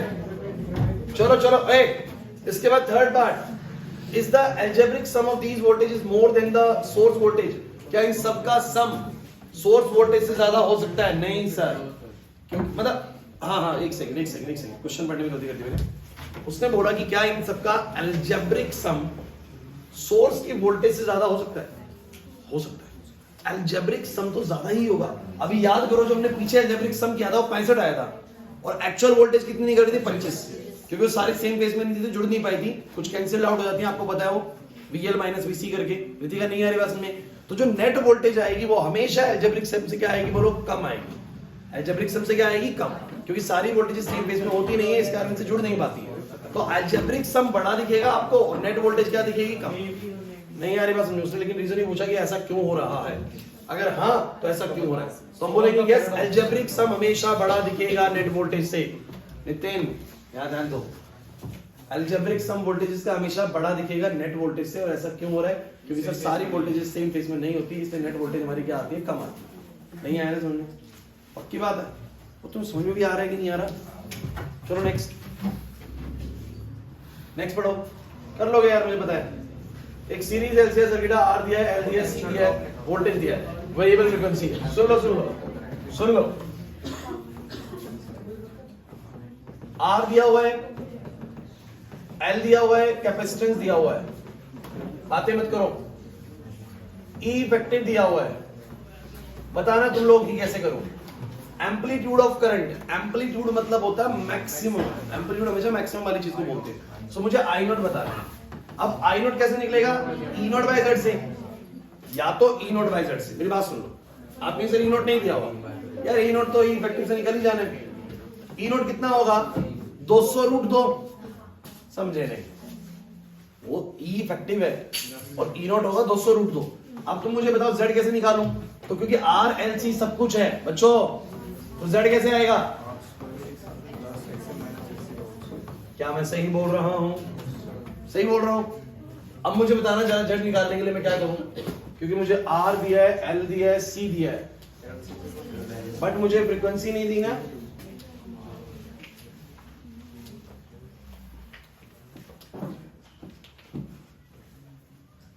ओके, एक बात मुझे बताओ, ये सर्किट अपना मैक्सिमम करंट कब बनाएगा एलसीआर सर्किट? जब ये रेजोनेंस पे होगा।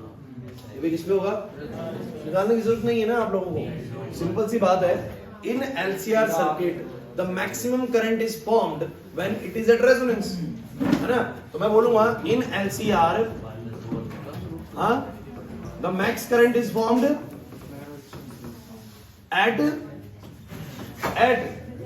रेजोनेंस। इसीलिए उसने एक बात बड़ी इंपॉर्टेंट बोली हुई है क्वेश्चन में, कह रहे 200 volt AC source of variable frequency, जिसकी फ्रीक्वेंसी हम बदल रहे हैं। और अब आपको पता है कि करंट कब मैक्सिमम मिलने वाला है? जब कब आएगा? ऐसी वाली फ्रीक्वेंसी आएगी जब वो रेजोनेंस पे आएगा। जब वो किस पे आएगा? तो मेरे को साफ तौर पे पता है कि मेरा पीक करंट तब ऑब्जर्व होगा जब ये जेड बोलो क्या होगा? मिनिमम होगा। और किसी भी एलसीआर सर्किट का जेड बोलो क्या होता है? मिनिमम आर होता है। तो बोलो कितना आएगा? 200√2 बाय में 20। आंसर बोलो कितना आ जाएगा? 10√2। किसी को मुश्किल लगा गई?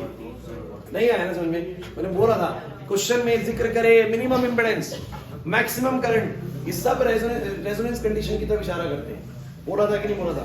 अरे नहीं आ रहा भाई, अरे बातें मत करो। रेजोनेंस कंडीशन की पहचान बोलो क्या है?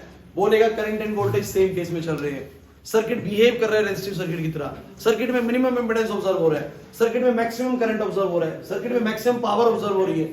समझ जाइए, सारे इशारे किसकी तरफ है? रेजोनेंस कंडीशन में, मतलब एक्सल हो सकता है एक्सल के बराबर होता है।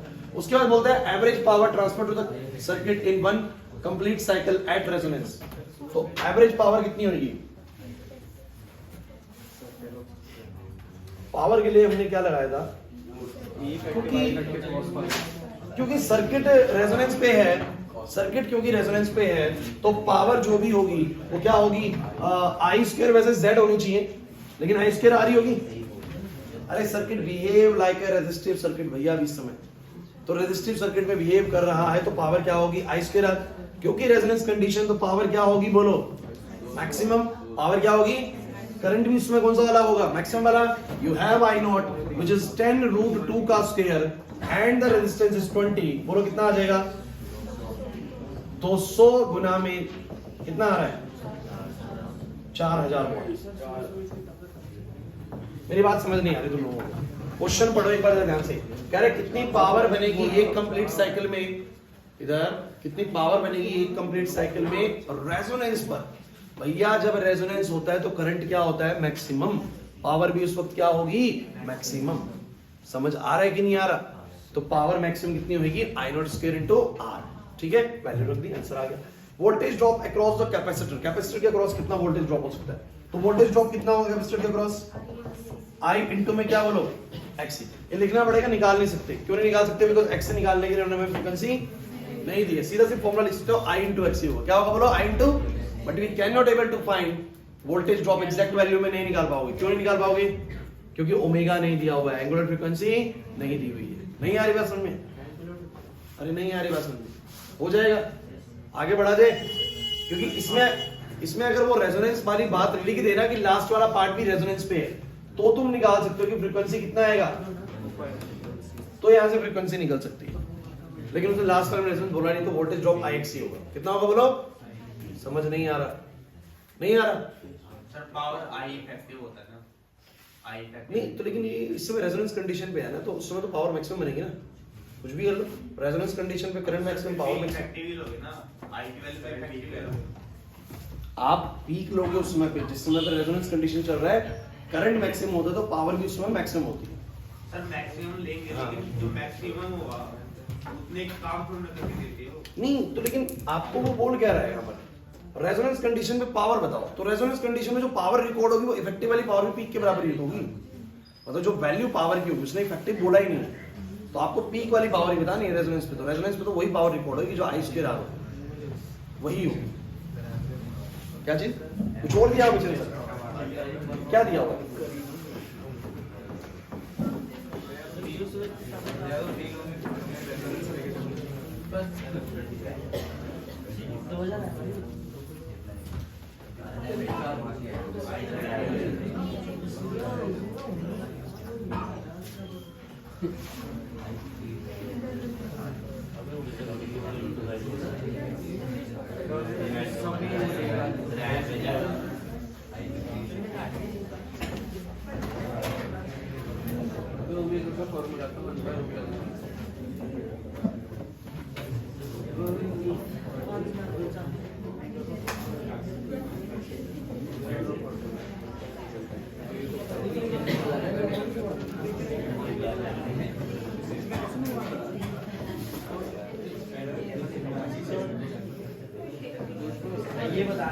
देखो भाई क्लास ऐसा कर सकते हो, मैक्सिमम पावर तो ये ठीक है 4000 वोल्ट, लेकिन अगर मैं इफेक्टिव पावर निकाल ले तो चलो, ए सुनो भाई क्लास प्लीज, सुधांशु ठीक है इसमें इफेक्टिव पावर निकाल लो। अगर इफेक्टिव पावर निकालने तो क्या लेना पड़ेगा, इफेक्टिव करंट का स्क्वायर इनटू बोलो क्या आएगा आर, क्योंकि कंडीशन तो रेजोनेंस वाली ही बोली है ना, तो रेजोनेंस कंडीशन पर मुझे बस ये बताओ सर्किट का रेजिस्टेंस आर ही होगा ना बस, तो मुझे बताओ जरा इफेक्टिव पावर क्या होगी, आई इफेक्टिव का स्क्वायर इनटू बोलो क्या आर, आई इफेक्टिव कितना होगा सर, आई इफेक्टिव होगा एक तरीके से अगर मैं उससे निकालना चाहूं तो आई इफेक्टिव होगा ई इफेक्टिव अपॉन में जेड, ई इफेक्टिव अपॉन में क्या जेड, ई इफेक्टिव बोलो कितना 200, जेड कितना है बोलो 20, क्यों भाई अरे रेजोनेंस कंडीशन है तो जेड तो बोलो क्या होगा आर के बराबर होगा, जब जब रेजोनेंस कंडीशन बोले तो सीधा जेड किसके बराबर होगा आर के, मैंने रखा आई इफेक्टिव 10 आ गया, 10 का स्क्वायर करा इनटू रेजिस्टेंस 20 करा, ठीक है आंसर 2000 ही आएगा, चाहे V2 आई से करो चाहे आई स्क्वायर आर से करो। ऐसा कंफ्यूजन हो मैक्सिमम पावर और इफेक्टिव पावर दोनों निकाल देना, ठीक है ना, समझ में आ रहा है कि नहीं आ रहा, कर दोगे ये वाली चीज, अरे क्लियर हुआ कि नहीं हुआ, ठीक है नेक्स्ट बताओ इसका भाई खुद बताओ कहां पर आ गए 28। चलो एक एलसीआर सर्किट में थ्योरेटिकल क्वेश्चन है वैसे यार इजीली समझ में आ जाएगा, the voltage in the current in the same phase, बताना एलसीआर सर्किट में वोल्टेज करंट सेम फेज में, ऐसा कब होगा रेजोनेंस कंडीशन में, so if the capacitor is filled with the dielectric what will the current lead और lag behind और remain in the same phase with the voltage. Question बहुत सही है, पहले आपका रेजोनेंस चल रहा है मतलब एक्सएल किसके बराबर है एक्सी की, एक्सएल एक्सी के बराबर है, लेकिन कैपेसिटेंस की स्लैब उसमें स्लैब डाल दी तो कैपेसिटेंस बढ़ गया होगा, अच्छा कैपेसिटेंस जैसे ही बढ़ेगा एक्सी घट जाएगा, क्योंकि एक्सी का जो रिलेशन होता है वो क्या होता है, एक्सी होता है 1 बाय में 2 पाई सी, तो सी बढ़ गया तो एक्सी घट गया, जैसे ही एक्सी घटा एक्सएल ज्यादा रह गया, अगर एक्सएल ज्यादा रह गया तो इसका मतलब करंट का पोजीशन ज्यादा होगा, वोल्टेज लीड कर जाएगी, वोल्टेज, अरे समझे नहीं मेरी बात को, बिल्कुल इजी है, एलसीआर सर्किट है, पहले रेजोनेंस में होने का मतलब क्या होता है, एक्सएल पहले किसके बराबर है, लेकिन कह रहा है मैंने अब कैपेसिटर की प्लेट्स के बीच में एक स्लैब डाल दी,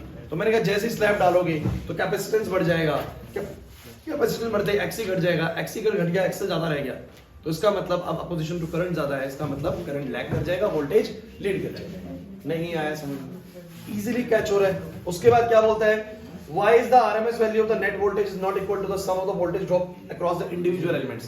अभी बता चुका हूं मैं, सारी वोल्टेजेस का सम जो आ रहा होता है एक्चुअली में नेट वोल्टेज उसके बराबर नहीं होती, बिकॉज़ सारे वोल्टेजेस सेम फेज में नहीं होते। एग्जाम में बहुत बार आ गया ये, draw a graph showing the variation, ये सब आपके ना मैंने पेपर में देखा था, भी गवर्नमेंट स्कूल पेपर होता ना, ऐसा क्वेश्चन आया था सम ऑफ वोल्टेजेस। इसके बाद draw a graph showing the variation of the impedance of the circuit with the frequency, impedance का फ्रीक्वेंसी के साथ पहले घटेगा बाद में बढ़ेगा, क्लियर है भाई हर्ष, नहीं आ रहा समझ में, चलो एक रेजिस्टर आर है, कैपेसिटर सी है, कोई न्यूमेरिकल वैल्यू नहीं है, सीधा फॉर्मूला लिखना है, सीधा फॉर्मूला लिखना है और कुछ नहीं करना है इस क्वेश्चन में। कह रहा था peak value of the voltage across the resistance across the capacitor, peak value voltage की कितनी होगी। तो मुझे बताना चाहिए वोल्टेज की पीक वैल्यू क्या होगी। जब करंट पीक होगा आई नॉट इंटू में रेजिस्टर के क्रॉस बोलेगा तो आर और कैपेसिटर के क्रॉस बोलेगा तो एक्सी। सिंपल यार, सिंपल, कुछ नहीं, समझ ही नहीं पा रहे मैं क्या बोलना चाह रहा हूँ। अरे यार वोल्टेज हमेशा आई इंटू में अपोजिशन होता है, और वो पीक वोल्टेज की बात कर रहे हो तो पीक वोल्टेज जो आएगा वो पीक करंट इंटू क्या आएगा आर। समझ में आ गया, सीधा बोल दिया वोल्टेज ड्रॉप। तो ये पहले वाले के दोनों पार्ट हो गए। दूसरे वाला सुनो, दूसरे वाला the phase difference between the applied voltage and the current which one of them is our head. बताना, आरसी सर्किट है भाई तो करंट हेड करेगा। करंट क्या करेगा, हेड, क्योंकि कैपेसिटर आपको पता है रोकता ही वोल्टेज को है। चलिए अब ये सेम क्वेश्चन है, आरएल करके दे दिया होगा, सेम ईयर के अंदर अलग अलग सेट में आया होगा। एक में आरसी दिया होगा, एक में क्या दिया होगा आरएल, एक में आरसी एक में आरएल। तो ये वाला नहीं पढ़ाऊंगा मैं, अगले वाले पे आऊंगा। चलो अब ये वाला क्वेश्चन यार जल्दी से आप लोग करो, जल्दी ट्राई करो जल्दी ट्राई करो। कुछ भी नहीं है इस क्वेश्चन में, अगले क्वेश्चन में कुछ भी नहीं है, जल्दी ट्राई करिएगा। 31 करो एटलीस्ट। ये हो कि हम ट्रांसफॉर्मर से पहले का सारा कर ले भाई। नहीं तो टाइम जो लगेगा वो तो लगेगा।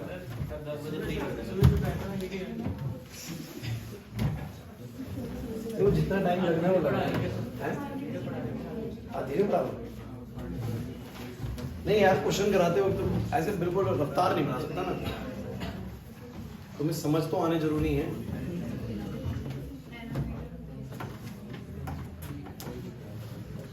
क्वेश्चन क्या है पहले, तुम लोगों को पता लग रहा है क्या क्वेश्चन है,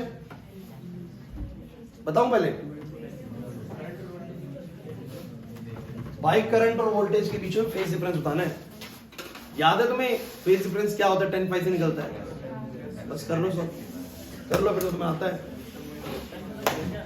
लेकिन ध्यान रखना XL minus XC by R लगेगा या XC minus XL by R लगेगा। तो पहले निकाल लो एक्सएल और एक्सी, पहले निकाल लो एक्सएल और एक्सएल देखो बड़ा है या एक्सी बड़ा है। अगर एक्सएल बड़ा है तो XL minus XC by are.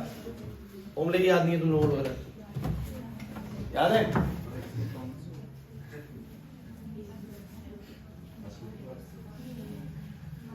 याद है भाई लक्ष्य? अबे फिर क्या फायदा भाई, ये तो मैं कंटेंट कराओ ना कराओ बराबर बात है। क्यों, क्योंकि अगर फॉर्मूले याद नहीं तो कब याद होंगे। और ये सोचो क्वेश्चन हमारे इस स्पीड में तभी बन पाते हैं जब हम पहले कवर कर लेते हैं। टॉपिक्स कवर ना होना तो इस स्पीड में कवर ही नहीं कर सकते। 10 बजे खत्म करेंगे, उसके बाद 15 मिनट का ब्रेक देके क्लास शुरू करेंगे केमिस्ट्री, ठीक है? 5/4 आ रहा है, खुशी खुश होगी। 5/4 आ रहा है सब। यानी मैं तो इसी के इंतजार में, ब्रेक कब मिलेगा। चुपचाप बैठा है। घर जाऊंगा 11 बजे।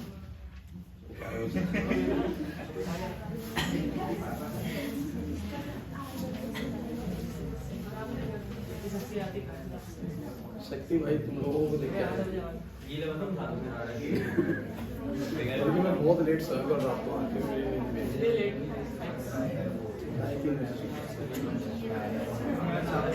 सैटरडे नाइट यार नहीं देख रहे थे, लेकिन बहुत अफसोस होता रात में ना। ठीक, बिल्कुल ठीक है। चलो सुनो, अब सुनो, बस चुप हो जाओ। मेरे सामने सर्किट है, अब सुनो भाई, कोई वैल्यू नहीं दिख रहा है यहाँ पर, दिख रहा हूँ सीधा। उसने बोला कौन लीड करेगा, मैंने कहा भाई तनिषा कौन लीड करेगा करंट या वोल्टेज, वो तो डिसाइड होता है एक्सएल एक्सी के बराबर है, एक्सएल एक्सी से बड़ा है या एक्सएल एक्सी से छोटा है। अरे बातें मत करो यार, सुनो। तो हमें ये तो लीड कौन करेगा ये सारा खेल पता लगेगा, एक्सएल बड़ा है एक्सी से, छोटा है या बराबर है। तो सबसे पहला काम है एक्सएल और एक्सी निकालो। एक्सएल और एक्सी, तो मैंने कहा एक्सएल क्या होता है, ओमेगा है।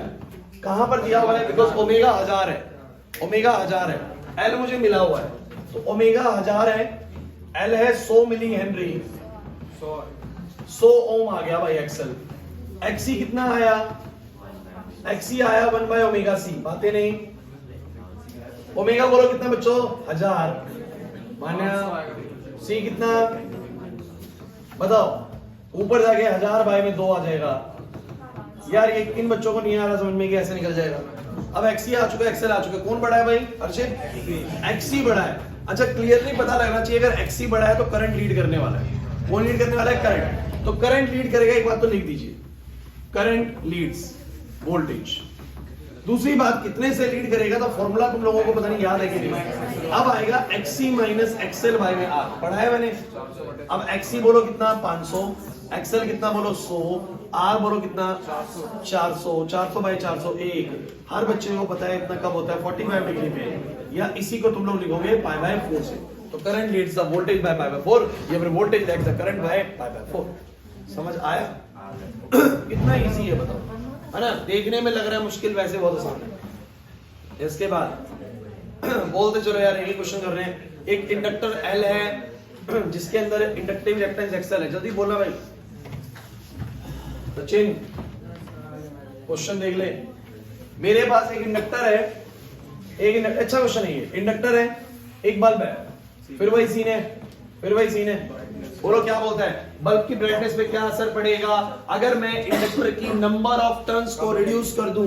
क्या तुम लोगों को पता है L का formula mu naught n square A होता है। बोलो ये लग रहा है, अगर नंबर ऑफ टर्न्स रिड्यूस होंगी तो L भी क्या होएगा? तो अगर n कम होएगा तो L कम होएगा, XL भी कम हो जाएगा, क्योंकि XL होता है ओमेगा L। तो अगर XL कम हो गया तो पोजीशन बाय द इंडक्टर कम हो गया, तो करंट ज्यादा जाएगा, बल्ब ज्यादा ग्लो करेगा। अरे नहीं आया समझ?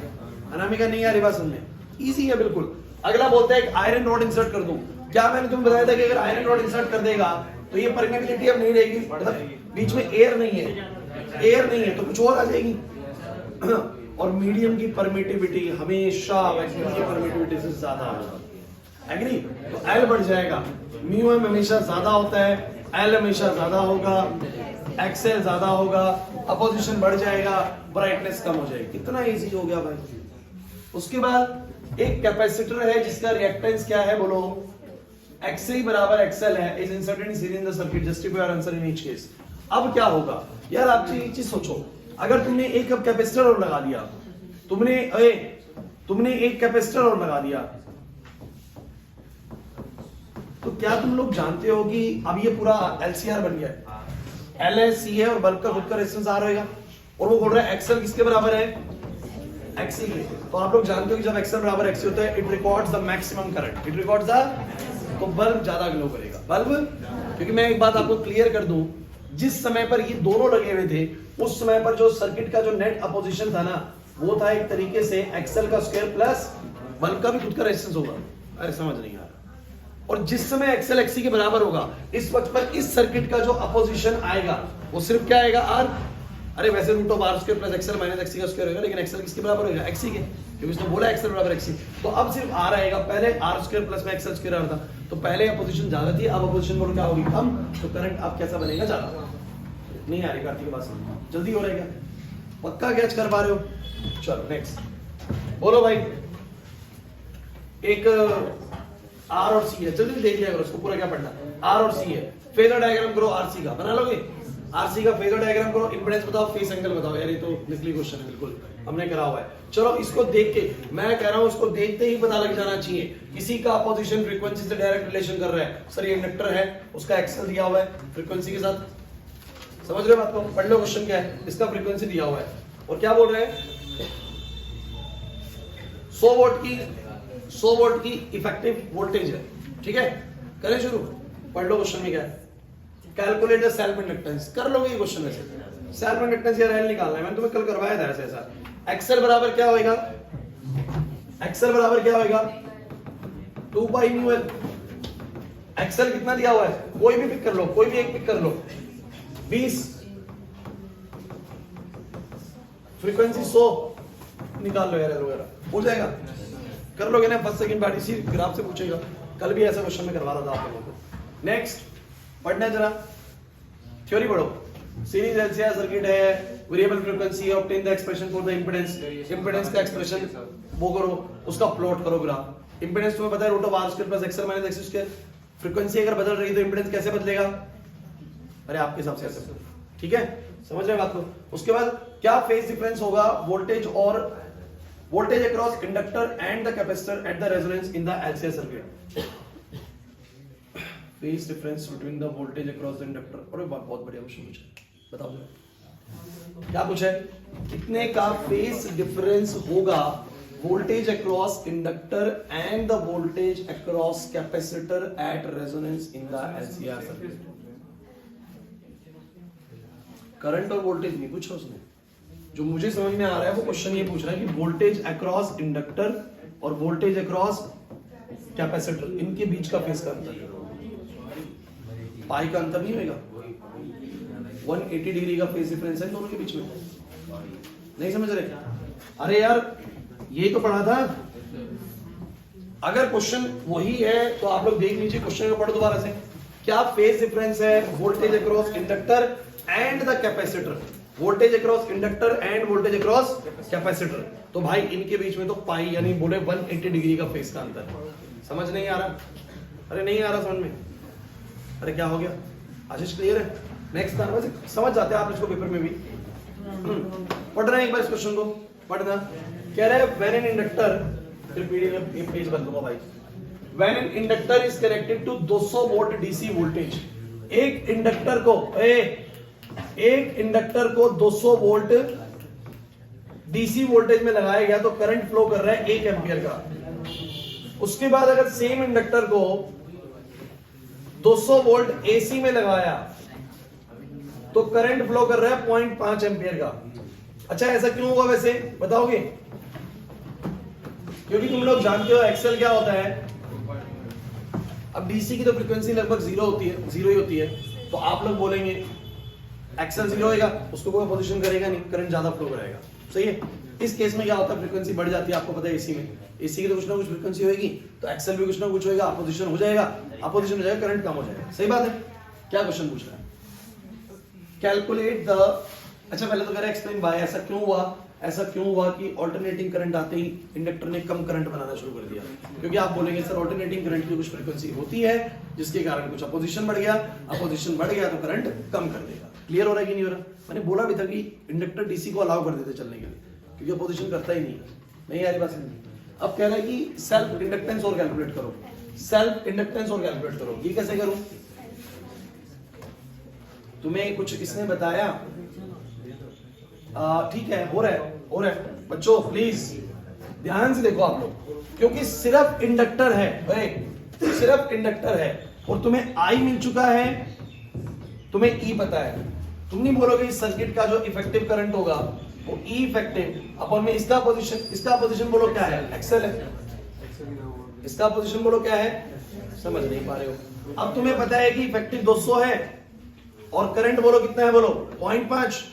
एक्सेल कितना आ गया? बोलो 2000 बाय 5 400। एक्सेल आ गया 400। अरे नहीं आ रहा भाई समझ में। अब तुम लोग इसको बोलो क्या लिख सकते हो? 2 पाई न्यूएल। सही है? तुम्हें पता है कि न्यू की वैल्यू कितनी दी हुई है? 50। एल कितना आ जाएगा? सॉल्व हो गया?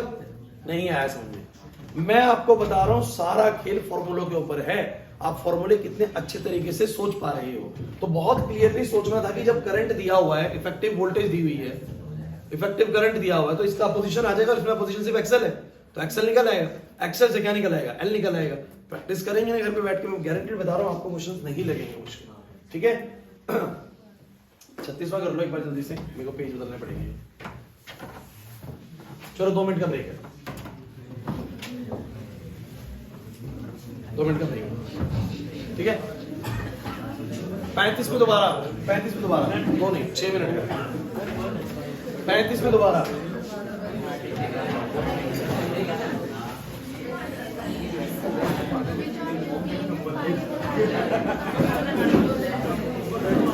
पागल है, हमारे क्वेश्चन कुछ और पूछ रहे हैं।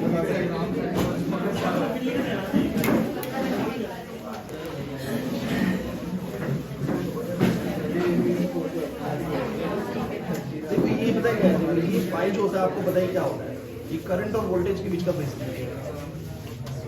ये या तो क्वेश्चन गलत पूछ रहे होंगे, क्वेश्चन सही है तो आंसर गलत है। आप देखो ना VL और VC कहाँ होता है? हमेशा पाई के बीच। तो अगर ये करंट और वोल्टेज पूछेगा रेफरेंस तो हम जीरो का फेज।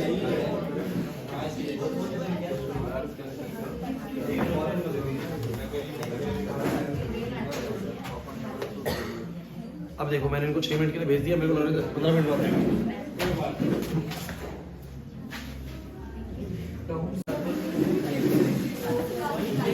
बच्चों पावर नैप हो गया भाई ज्यादा कुछ नहीं, 13-14 क्वेश्चन बचे हैं बस, सच बता रहा हूँ। 68-30 को अरे ट्रांसफॉर्मर के नहीं करने आ जाते, ट्रांसफॉर्मर नहीं करना आ जाते। और मैं आप लोगों को बस एक बात बताऊं, बच्चों प्लीज देखो गला बैठने लग गया। ट्रांसफॉर्मर के अंदर 3 से 4 न्यूमेरिकल हैं, मैं आपको एक वीडियो में तीनों चारों करा चुका हूं पहले ही। याद करो, एक वो स्मॉल टाउन वाला क्वेश्चन करवाया था, याद आ रहे हैं? और एक वो NSNP की रेशियो वाला, वो वीडियो मैं आपको भेज दूंगा, उसमें ऑलरेडी क्वेश्चंस कर रखे हैं, ठीक है? हो जाएंगे वो, चैप्टर खत्म हो जाएगा। मतलब बच्चों सभी बच्चे सुन लो भाई, अब शोर मत करो, नहीं तो केमिस्ट्री क्लास तक करा ही नहीं बचेगा, लग रहा है मुझे बस यहाँ तक कराना है। इसके बाद का जो ये सारा है ना, ये ट्रांसफॉर्मर है। तुम्हें याद है तो इस तरह के मैंने 2 क्वेश्चन करवाए तुम लोगों को, वीडियो भेज दूंगा, चिंता मत करो।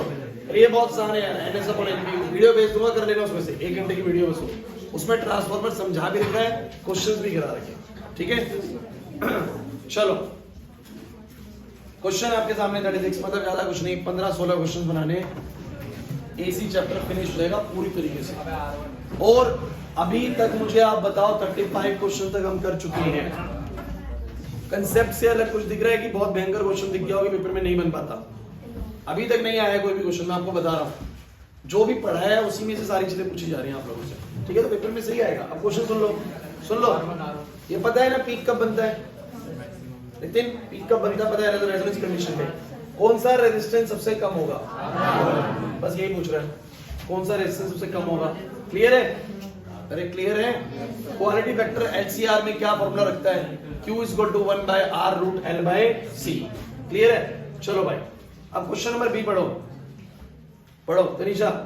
2 माइक्रोफैराड का कैपेसिटर है, 100 की रेजिस्टर है, 8 की वो है सीरीज, समझते हैं। Find the frequency of the AC source for which the current drawn in the circuit is maximum. बोलो करेक्ट, किस फ्रीक्वेंसी पर इस सर्किट में करंट मैक्सिमम बनेगा? तो मैंने कहा सर मैक्सिमम करंट तब बनता है जब रेजोनेंस कंडीशन होती है, और रेजोनेंस कंडीशन होती है जब उस समय पर फ्रीक्वेंसी क्या होता है? 1/2 फ्रीक्वेंसी होता है 1/। अब तुम मुझे बताना, ये पता है वैल्यू पुट करोगे आंसर आ जाएगा। क्या जरूरत है बताओ करवाने की? ये समझ में आ रहा है? अगर EMF की पीक वैल्यू 200 है तो मैक्सिमम करंट कितना होगा? सो मैंने कहा भैया I0 E0/Z, और क्योंकि आप बात कर रहे हैं मैक्सिमम करंट की, तो उस समय पर ये क्या होगा? R। अब पीक कितना है बोलो? 200। R बोलो कितना है? 100। सर पीक करंट जो बनने वाला है 2 एम्पियर का। लग रहा है कहीं से मुश्किल है, कुछ ऐसा लग रहा है कि क्वेश्चन नहीं हो पाएंगे एग्जाम के अंदर। तसल्ली से एक बार पढ़ लेना। वो बोल रहे हैं मैक्सिमम करंट वाला कंडीशन है, मैक्सिमम करंट LCR में बनता है रेजोनेंस पे, मतलब उस समय Z कितना होता है? R होता है। क्लियरली पता लग रहा है, Z को R रखेंगे, E0 रखेंगे, आंसर आ जाएगा। आगे बढ़ो। इंडक्टिव और कैपेसिटिव रिएक्टेंस कितना होगा? इंडक्टिव और कैपेसिटिव रिएक्टेंस यानी XL और XC आता है फॉर्मूला? आता है? देखो अब आप ये कहोगे सर मतलब हमें फ्रीक्वेंसी फिर से नहीं पता है। देखो अगर रेजोनेंस कंडीशन की बात हो रही है मैक्सिमम करंट वाली, तो उस समय पर फ्रीक्वेंसी कैसे निकल आएगी? 1/। अब तो मुझे बताना सब बच्चे, 2 पता है, पाई पता है, L पता है, तो फ्रीक्वेंसी आ जाएगी, पहले आ जाएगी फ्रीक्वेंसी। जैसी फ्रीक्वेंसी आ जाएगा, अब XL आ जाएगा, XC आ जाएगा, XC आ जाएगा, XL आ गया, XC आ गया, जो पूछा था वो निकाल दिया उसने, XL XC ही पूछा था बस। समझ में आ रहा है कि नहीं आ रहा? अगर वो फ्रीक्वेंसी नहीं दे रहा ना, तो वो क्वेश्चन में रेजोनेंस बोल देगा। अब रेजोनेंस बोल देगा तो फ्रीक्वेंसी निकल जाएगा इस फॉर्मूले से, और फ्रीक्वेंसी आ गया तो XL भी आ जाएगा और XC भी आ जाएगा। सारा खेल फॉर्मूलों की अंडरस्टैंडिंग क्या भाई, वो बना लो बस जल्दी से। चलो भाई पढ़ लो और मुझे बता दो। LCR सर्किट है, बच्चों बातें मत करो, अब गला जाने वाला है बिल्कुल। Use the phasor diagram to obtain the expression for the impedance of circuit and the phase angle between the voltage and the current. LCR circuit का फेजर डायग्राम बनाने, यू ऑल नो दैट कि phasor कैसे बनता है LCR का। Current VR, ऊपर VL, नीचे VC। एक को ज्यादा मानते हुए आपको पता है E नेट निकाल लो ना। उसके बाद बोलता है फेज एंगल का फॉर्मूला आपको पता है, tan phi बराबर XL - XC/omega। उसके बाद find the condition when the current will be in the phase with the voltage. कब ऐसी कंडीशन होगी? जब करंट और वोल्टेज सेम फेज में होंगे, जब XL किसके बराबर होगा? XC के। नहीं आ रहा क्या यार? इस सर्किट को तुम लोग क्या बुलाते हो? रेजोनेटिंग सर्किट बुलाते हैं। नहीं आ रही बात समझ? रेजोनेंस कंडीशन बुलाते हैं। ऐसे क्वेश्चन नहीं बनाता होगा, 3 नंबर फ्री के हैं ये, ठीक है। अब अगला सुनो, कैपेसिटेंस दिया हुआ है, रेजिस्टर दिया हुआ है, इंडक्टर दिया हुआ है, तुम मुझे बताना हो पाएगा नहीं हो पाएगा।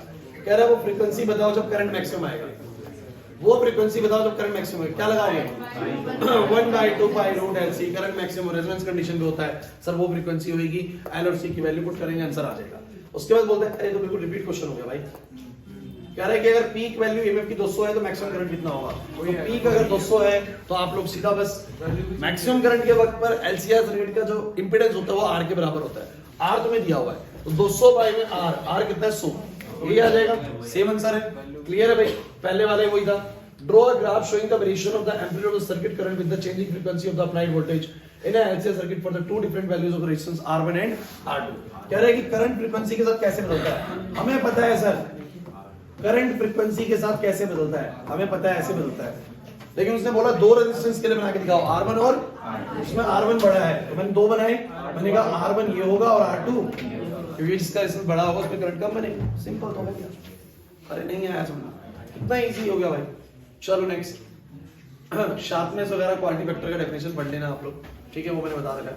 इसके बाद बोलना जरा इसको, LCR सर्किट है, draw a suitable phasor diagram to reduce the expression for the amplitude of the current in the phase angle। phasor diagram बनाना है LCR सर्किट का, वो ड्राइव करना है। वो जो मैंने बताया तुम लोगों को phasor कैसे बनेगा, V-net कैसे आएगा, इम्पीडेंस कैसे आएगा, ठीक है। उसके बाद फिर वो एक चीज पूछी हुई है, R1 अगर R2 से बड़ा है तो वो ग्राफ बना के दिखाओ, कर लोगे? ठीक है, डन डन। अब ये आगे पावर के ऊपर, इसके ऊपर आगे पावर के ऊपर या पावर फैक्टर के ऊपर, ठीक है। ये बीच में एक क्वेश्चन आता है, करंट चैप्टर का क्वेश्चन है बच्चों, करंट चैप्टर का क्वेश्चन है, इसमें इस चैप्टर का लेना देना नहीं है थोड़ा सा। तो ये वाला क्वेश्चन अभी होल्ड करोगे तो मेरे वो कांसेप्ट समझाना पड़ेगा। बल्ब सीरीज में लगे होते हैं तो किसके अकॉर्डिंग पावर डिसाइड होती है, पैरेलल में लगे होते हैं तो किसके अकॉर्डिंग। तो हम हर साल इस क्वेश्चन को यहाँ पर स्किप करते हैं, बट करंट चैप्टर के अंदर मैं ये टॉपिक वैसे ही करवाऊंगा तो तुम्हारा वैसे ही हो जाएगा टॉपिक। तो ये करंट वाला है जिसे बोलता है 3 बल्ब लगे हुए हैं सीरीज में, तो मुझे वो कांसेप्ट समझाना पड़ जाएगा, उसमें लग जाएगा टाइम। तो हम ये चैप्टर से आउट वाला कांसेप्ट है, इसको भी यहाँ पर नहीं लेते, ठीक है। चिंता मत करो, बस ये क्वेश्चन, ठीक है ना, क्योंकि उस चैप्टर से। अब बताओ उसका आंसर क्या। तुम्हें पावर याद है? एक बार पावर बताना जरा फटाफट से, क्या होती है? इफेक्टिव पावर कितनी होगी? ई इफेक्टिव, आई इफेक्टिव, उनके बीच का फेस अंतर, जिसमें जो पावर फैक्टर होता है बोलो क्या होता है? cos पाई। पावर फैक्टर सब बच्चे बोलो cos पाई। अच्छा, जैसे तुम्हें किसी सर्किट का फाई पता होगा, जैसे कि आर सर्किट का फाई कितना होता है? 0, तो cos 0 1 हो जाएगा। एल सर्किट और सी सर्किट का फाई π/2 होता है तो cos π/2 0 हो जाएगा। बाकी सर्किट का जो फाई होता है वो निकलता है, आपको पता है, tan फाई के जरिए। या फिर मैंने आपको cos फाई का फॉर्मूला भी बताया था, मुझे याद आ रहा है फॉर्मूला, R/Z। वेरी गुड, क्या होता है? R/Z। तो जिस भी सर्किट का तुम cos फाई निकालते हो ना, वो R में क्या होता है? Z। अब अगर तुम्हारा RL सर्किट है तो Z आपको पता है √R² प्लस में क्या हो जाएगा? XL²। RC सर्किट है तो √R² प्लस में XC²। LCR सर्किट है तो √R² प्लस में XL माइनस में XC²। कल ही मैंने आप लोगों को ये चीज सिखाई थी, याद आ रहा है कि नहीं आ रहा? अब सिर्फ क्वेश्चन को पढ़ो। तो क्वेश्चन में साफ तौर पे π/2 बोला हुआ है यार। करंट π/2 से लीड कर रहा है, कैपेसिटिव सर्किट है। कौन सा सर्किट है बोलो? ईएमएफ इक्वेशन देख लो, करंट इक्वेशन देख लो, कोई भी बच्चा पकड़ जाएगा एकदम से कैपेसिटिव सर्किट है, पावर 0 बनेगी। कितनी आएगी? 0। कर लोगे? आगे बढ़ो।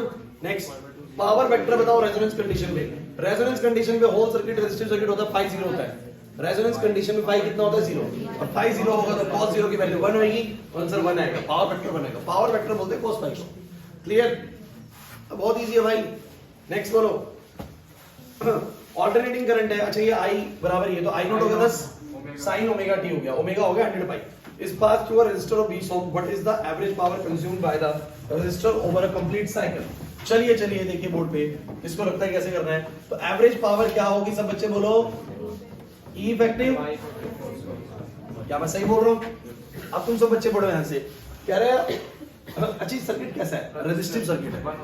रेजिस्टिव सर्किट है, बहुत क्लियरली ये तो हो गया cos 0, ये तो हो गया cos 0 क्योंकि रेजिस्टर दिया हुआ है। अब मुझे ई और आई निकालना है। तो भाई इफेक्टिव आई कितना आएगा? बहुत क्लियर है सर, इफेक्टिव होगा पीक से, अरे पीक से √2 टाइम बच्चों, तो पीक कितना 10।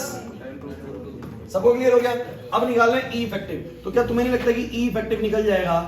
आई इफेक्टिव इनटू में रेजिस्टेंस, अरे V = IR होता है यार, तुम लोग बार बार ये चीज मैंने आज नहीं लिखवाई है, ई इफेक्टिव होएगा ऐसे करके, ये लिखवाया मैंने। रेजिस्टिव सर्किट का तो अपोजिशन आ रही होगी ना, तो मुझे बताओ जरा ई इफेक्टिव कितना आ जाएगा, तो आई ई इफेक्टिव कितना बोलो, आई 10/√2 होगा ना, इफेक्टिव 10/√2 बिल्कुल यार 10/√2 आएगा बच्चों, 10/√2। अच्छा इसका बताओ जरा आई इफेक्टिव कितना हो गया, 10/√2, तो ई इफेक्टिव कितना आएगा, क्योंकि आर की वैल्यू 20 है बच्चों, तो ई इफेक्टिव आ गया 200/√2, 200 बाय समझ नहीं आ रहा, तो बोलो कितना आ गया, 200 कितना आ गया, ऊपर हो गया 2000, नीचे हो गया 2000 आ गया आंसर। कोई है ऑप्शन में? अच्छा ऑप्शन ही नहीं, 1000 वॉट की पावर बनेगी, नहीं है बात समझ में? अच्छा ये मुश्किल लग रहा था, थोड़ा सा मैं तेजी में बता रहा हूँ, लेकिन आप लोग खुद सोचना चाहिए। एवरेज पावर का सर ने फॉर्मूला लिखवा दिया, अब तुम्हें पीक करंट दिया हुआ है तो उससे इफेक्टिव करंट आ जाएगा, और इफेक्टिव करंट के जरिए और रेजिस्टेंस के जरिए ई इफेक्टिव आ जाएगा, उसको यहाँ पर पुट कर दिया, आंसर निकल गया। कोई मुश्किल नहीं है, मैं आपको बार बार कह रहा हूँ, आज 1.5 घंटे से क्वेश्चंस कर रहे हैं, लेकिन सिर्फ और सिर्फ वही फॉर्मूले लगा रहा हूँ जो तुम्हें पढ़ाया गया चैप्टर के अंदर, कोई भी नया फॉर्मूला लगाया। अब सुनो आगे, बस खत्म होने वाले 10 क्वेश्चन बचे। The power factor of N AC circuit is 0.5। चलो बोलो भाई, कह रहे एसी सर्किट की पावर फैक्टर कितनी है, बोलो 0.5। इसका मतलब बोलो क्या है, cos पाई की वैल्यू 0.5 है। कह रहा है बताओ कितना वोल्टेज और करंट के बीच में फेज डिफरेंस है, अरे तो 5 फेज डिफरेंस तो होता है, तो cos पाई की वैल्यू 1/2, तो पाई की वैल्यू 60 डिग्री, या फिर बोलेंगे π/3। क्या बोलेंगे, सिंपल हो गया, तो बहुत अगली क्वेश्चन है। क्या यूज है एसी का ओवर द डीसी, और भैया एसी आपको पता है वेरिएबल कर सकते हैं, उसको बदल सकते हैं, क्लियर हो रहा कि नहीं हो रहा? तो कुछ बेसिक यूजेस आप लोग पढ़ लेना पीछे से, लेकिन आप लोगों को मेन रीजन पता होना चाहिए, ऑल्टरनेटिंग करंट को ना हम ट्रांसफार्मर के जरिए बदल सकते हैं, बट डायरेक्ट करंट को हम बदल नहीं सकते। तो कुछ ये उसके यूजेस हैं, बस पढ़ लेना। चलो ये क्वेश्चन पढ़ो, 46 क्वेश्चन गाइस, जल्दी बस खत्म होने वाले। एक रेजिस्टर R है, एक इंडक्टर L है, बातें नहीं। R connected in series to a source of this, एक R है एक L है, सब बच्चे बोल रहे भाई, एक R है एक L है, और इसको मैंने एक AC सोर्स से लगा दिया, E is equals to में E0 sin omega t। The voltage is found to lead current in phase by π/4। ये बात सही है बिल्कुल, कि अगर इंडक्टर और R दिए हुए तो वोल्टेज लीड करेगी, कितने से लीड कर रही है बोलो, π/4 से। चलो ठीक है आगे बढ़ते हैं।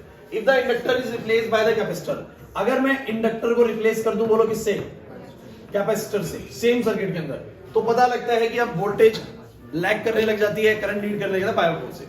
बात वही सही है बिल्कुल भाई, वो होगा तो करंट लैग करेगा, ये होगा तो वोल्टेज लैग करेगी। लेकिन एक बड़ी इंपॉर्टेंट बात देखने को मिली, जितना एल ने करंट को लैग करवाया, उतना ही इसने किसको लैग करवाया, वोल्टेज को। अगर दोनों बराबर लैग करवा रहे हैं, इसका मतलब दोनों की पोजीशन बोलो क्या है, सेम है। अगर एक्चुअली में एक्सेल किसके बराबर है, समझ में आ जाना चाहिए लैंग्वेज पढ़ के। उसके बाद बोलता है, अच्छा ऐसा होता अगर कि जब कैपेसिटर आया तो उसने ज्यादा लैग करवाया, तो कैपेसिटर का पोजीशन ज्यादा होता, बट वो बोल रहा है कि जब कैपेसिटर आया तो उसने वोल्टेज को लैग कराया π/4 से, जब इंडक्टर आया तो उसने करंट को लैग कराया π/4 से। इसका मतलब दोनों की ताकत, दोनों की अपोजिशन बिल्कुल क्या है, सेम। ये अंदाजा लगता है इस क्वेश्चन को पढ़ने से, नहीं आ रहा समझ में ना, क्योंकि रोकने वाले वेक्टर सेम ताकत के होंगे तभी वो बराबर से लैग करते हैं उसको। तो अच्छा उसके बाद क्या बोलता है, कह रहे कि अगर ये एलसीआर में कनेक्ट कर दें, सबको एक साथ कनेक्ट कर दें, अरे समझ में आ रहा है, एक साथ कनेक्ट कर दोगे, एक साथ अगर तीनों को कनेक्ट कर दोगे तो कोई टेंशन नहीं है, एक्सेल किसके बराबर है, तो ये सर्किट रेजोनेटिंग सर्किट की तरह बिहेव करेगा। तो कह रहा है एवरेज पावर डिसिपेशन कितना होगा इसके अंदर, तो रेजोनेटिंग सर्किट की तरह बिहेव करते वक्त जो एवरेज पावर होगा वो क्या होगा, क्या I0।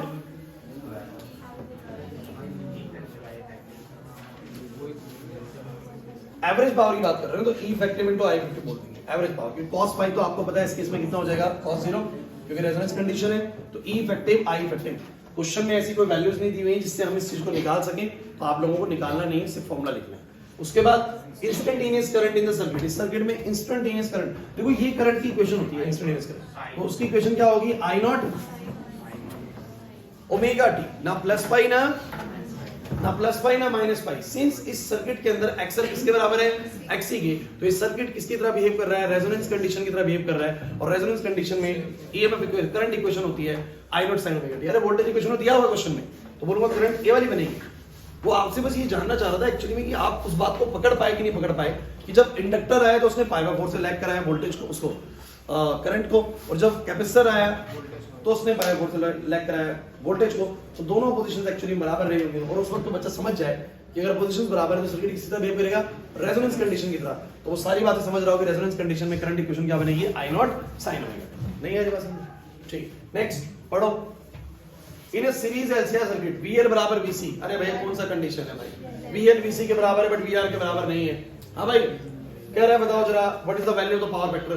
ओ भैया जब VL VC के बराबर होता है तब रेजोनेंस कंडीशन होती है, उस समय पर सर्किट बिहेव करता है रेजिस्टिव सर्किट की तरह, करंट और फेज में कोई डिफरेंस नहीं होता, फाई होता है 0 और फाई 0 तो cos 0 1 हो गया, पावर फैक्टर 1 हो गया। समझ आ रहा है कितना इजी है सब कुछ।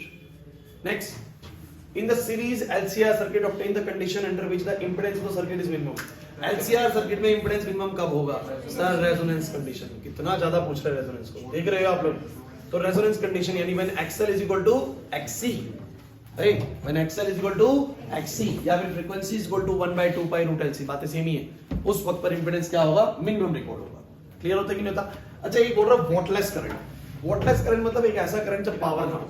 देखिए वॉटलेस करंट सिर्फ तब बनता है जब सर्किट इंडक्टिव होता है प्योरली या कैपेसिटिव होता है। अब याद करो कि इंडक्टिव सर्किट और कैपेसिटिव सर्किट में करंट होता है वोल्टेज होती है बट पावर सिर्फ एक L सर्किट और एक C सर्किट ऐसा है जिसमें कोई पावर, रेजिस्टिव में भी पावर होती है, LR में भी पावर होगी, RC में भी पावर होगी, कुछ तो भाई बनेगा, और LCR में भी होगी। बस एक सर्किट है जिसमें कोई पावर नहीं होती, वो का L और C वाली, या तो L हो या C हो। तो वॉटलेस यानी पावरलेस, वॉट मतलब पावर है, तो पावरलेस करंट किसमें बनेगा, L सर्किट में और C सर्किट में। बस उतना बताता, समझ में आ रही बात? LCR में नहीं बनेगा, ध्यान रखना, या तो सिर्फ प्योरली L सर्किट में या प्योरली C सर्किट में। चलो नेक्स्ट, बस खत्म होने वाले बच्चों। एक ऑल्टरनेटिंग करंट है, इक्वेशन ये रही, अब passes through a series combination of R and L। चलो क्या है सर्किट में, RL, सर्किट में है RL, R कितना है 30 ओम, इंडक्टर कितना है 5 मिनट और एक्टिव हो जाओ अच्छे से, फिर ब्रेक दे दूंगा मैं आप लोगों को। केमिस्ट्री का इतना टेंशन नहीं, केमिस्ट्री में बहुत सही चल रहे हो, केमिस्ट्री अब आगे आ गई है। तो R ये रहा, L ये रहा, करंट दिया हुआ वो, उससे सारी बातें बता रहे, पढ़ लेते क्या बोल रहा है। RMS value of the voltage drop across the resistor and the inductor.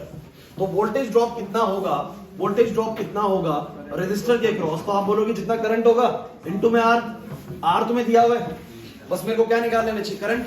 अच्छा किसी भी सर्किट का RL सर्किट का करंट कैसे निकालोगे, करंट निकलेगा E, या मैं बोलूं I इफेक्टिव निकलेगा, E इफेक्टिव बाय में Z, अरे बार बार लगा रहा हूं आप लोगों के लिए। अब बताओ E इफेक्टिव Z कितना आएगा, बोलो root of R square plus में, मुझे बस तुम लोग ये बताना कि तुम लोग चीज सॉल्व कर पाओगे नहीं कर पाओगे। अब सुनो भाई, करंट इफेक्टिव कैसे निकलेगा, क्या E इफेक्टिव दिया हुआ है क्वेश्चन में, E इफेक्टिव I नोट दिया हुआ है, निकल जाएगा उससे, निकल जाएगा। मेरे को लगता है I नोट से वैसे I इफेक्टिव निकल रहा है, क्यों फिर मेहनत करनी वाली, यानी मेहनत नहीं करनी है, क्योंकि तुम लोगों को I नोट दिया हुआ है। क्या दिया हुआ बोलो, I नोट तुम लोगों को दिया हुआ है 14, है ना। सो I इफेक्टिव कितना आएगा बोलो, 14 बाई रूट 2, 14 बाई, तो I इफेक्टिव आ गया 14 बाई रूट 2, तो मैंने बोला 14 बाई में रूट 2, रेजिस्टर की वैल्यू कितनी बोलो 30, ये आ गया वोल्टेज ड्रॉप, ये आ गया वोल्टेज ड्रॉप अक्रॉस रेजिस्टर, और वोल्टेज ड्रॉप अक्रॉस कैपेसिटर कितना आएगा, जितना करंट इनटू में बोलो क्या, तो करंट तो तुम लोगों को निकल ही चुका है 14 बाई रूट 2, कुछ नहीं मेंशन होता तो इफेक्टिव लेना होता है हमेशा, करंट ध्यान रखना, पीक के लिए बोलेगा, अदरवाइज हमेशा क्या लेना होता है, इफेक्टिव। अच्छा XC कैसे निकलेगा, XL है ना, XL है, तो बताओ XL कैसे निकलेगा, ओमेगा L, ओमेगा है क्वेश्चन में, कहां है, 100 पाई है, 100 पाई, और L बोलो कितना है 2/5 पाई, ठीक है, हेनरी में ही है, तो पाई से पाई कट गया, 5 से 20 पे कटा, 40 ओम का XL आ गया, तो भैया XL आ गया 40, और ये है 14 बाई में रूट 2।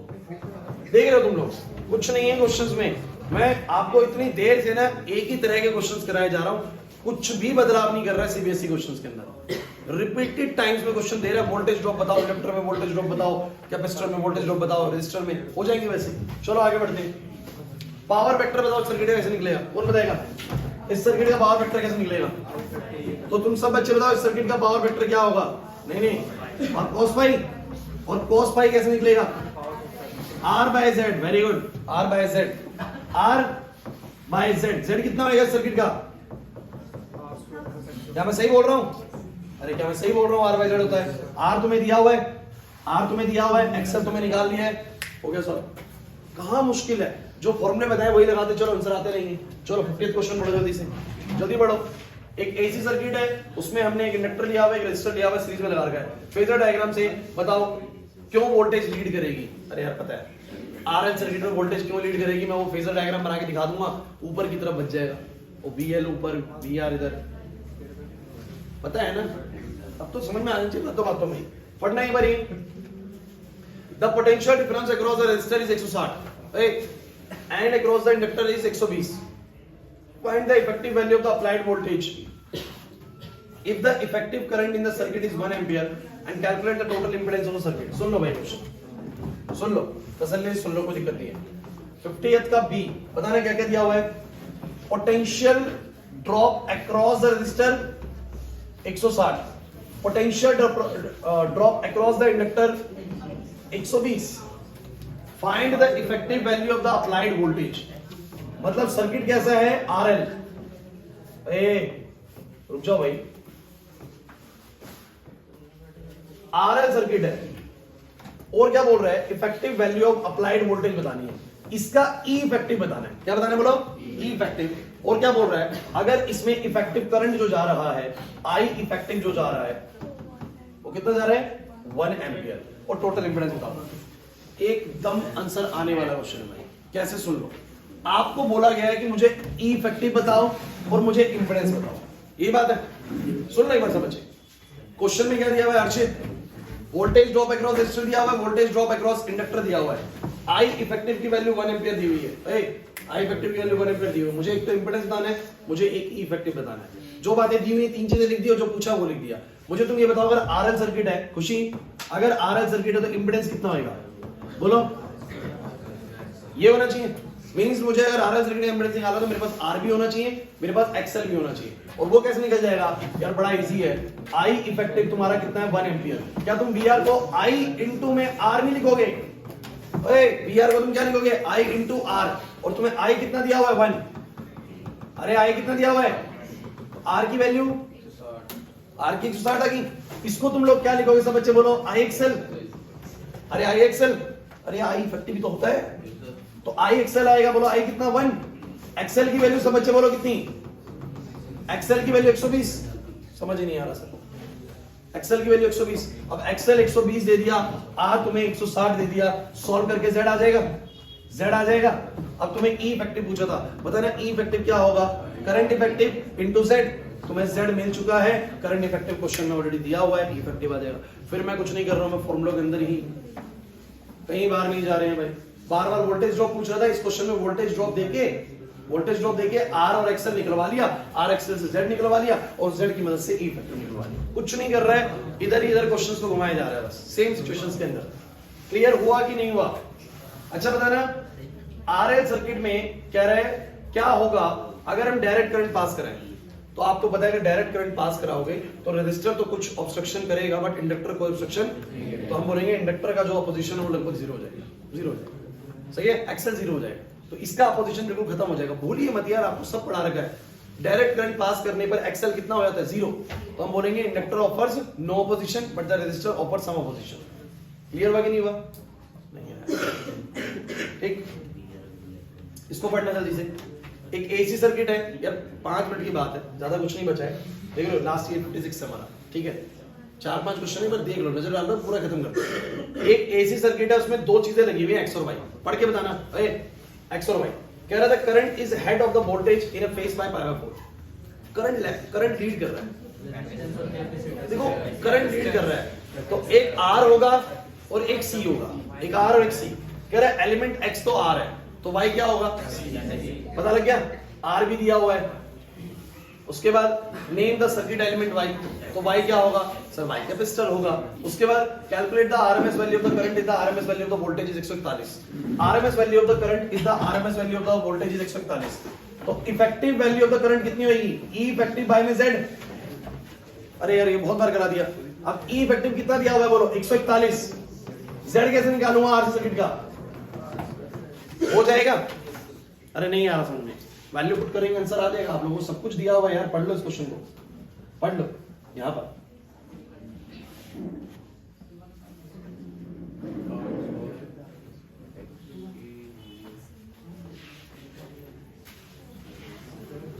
फिर RMS value of the current, what will happen if the AC source is replaced by a DC source.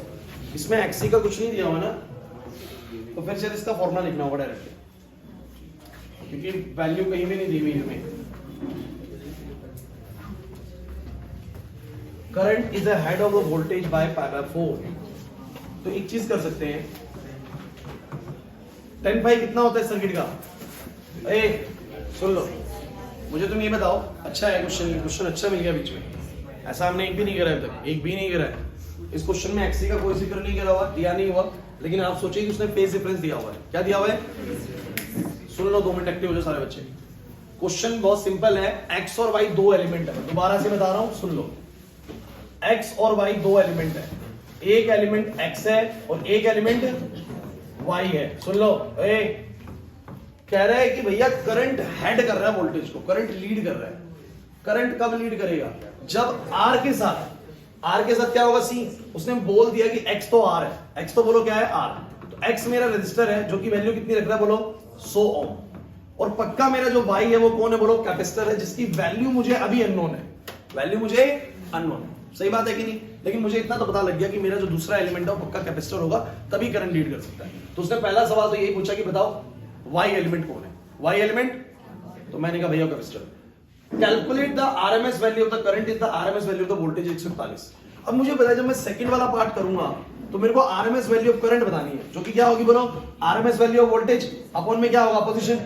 ये मुझे दिया हुआ है, ये मुझे दिया हुआ है, लेकिन z निकालने के लिए मुझे क्या चाहिए? बोलो आर स्क्वायर प्लस में एक्स स्क्वायर. अब आप कुछ बच्चे कहेंगे सर आपको ये मिला हुआ है, आपको ये मिला हुआ, बट एक्स तो नहीं मिला हुआ. अब यही आप लोगों को थोड़ा दिमाग लगाना है. क्वेश्चन में एक चीज का वो जिक्र कर चुका है, फेज डिफरेंस का. इसका बोलो तो शायद कुछ इस्तेमाल होगा. क्या तुम्हें याद है कि फेज डिफरेंस ऐसे में क्या होगा? एक्सी बाय में आर. याद होना चाहिए भाई. तो मुझे बताओ पाई कितना है? बोलो 45 pi by 4. XC by R 10 pi by 4 1 होएगा. इसका मतलब सर बहुत अच्छे, एक्सी आर के बराबर है. एक्सी कितना हो जाएगा? जितना आर है उतना ही एक्सी हो जाएगा. पहला क्वेश्चन है ऐसा. तो अगर फेज डिफरेंस दिया हो, मैं वही कह रहा हूं ना, चीजें अपने दिमाग बिल्कुल अच्छे से समझ लीजिए चीजों को. अगर फाई कुछ और दिया होता तो उसके हिसाब से आता. तो यहां पर आ गया एक्सी मेरा 100, एक्सी को पुट करा. बोलो आई इफेक्टिव आ गया कि नहीं आ गया? नहीं आया समझ में? मुश्किल लगी वाली चीज मुश्किल नहीं है, बिल्कुल इजी है. What will happen if the AC source is replaced by DC source? अगर एसी को डीसी से रिप्लेस करोगे, आपको पता है कैपेसिटर ब्लॉक कर देगा डीसी को. कैपेसिटर ब्लॉक कर देता है डीसी को, इनफाइनाइट ऑब्स्ट्रक्शन पैदा करता है, सर्किट में करंट नहीं बनने देगा. समझ आया कि नहीं आया? पक्की बात है.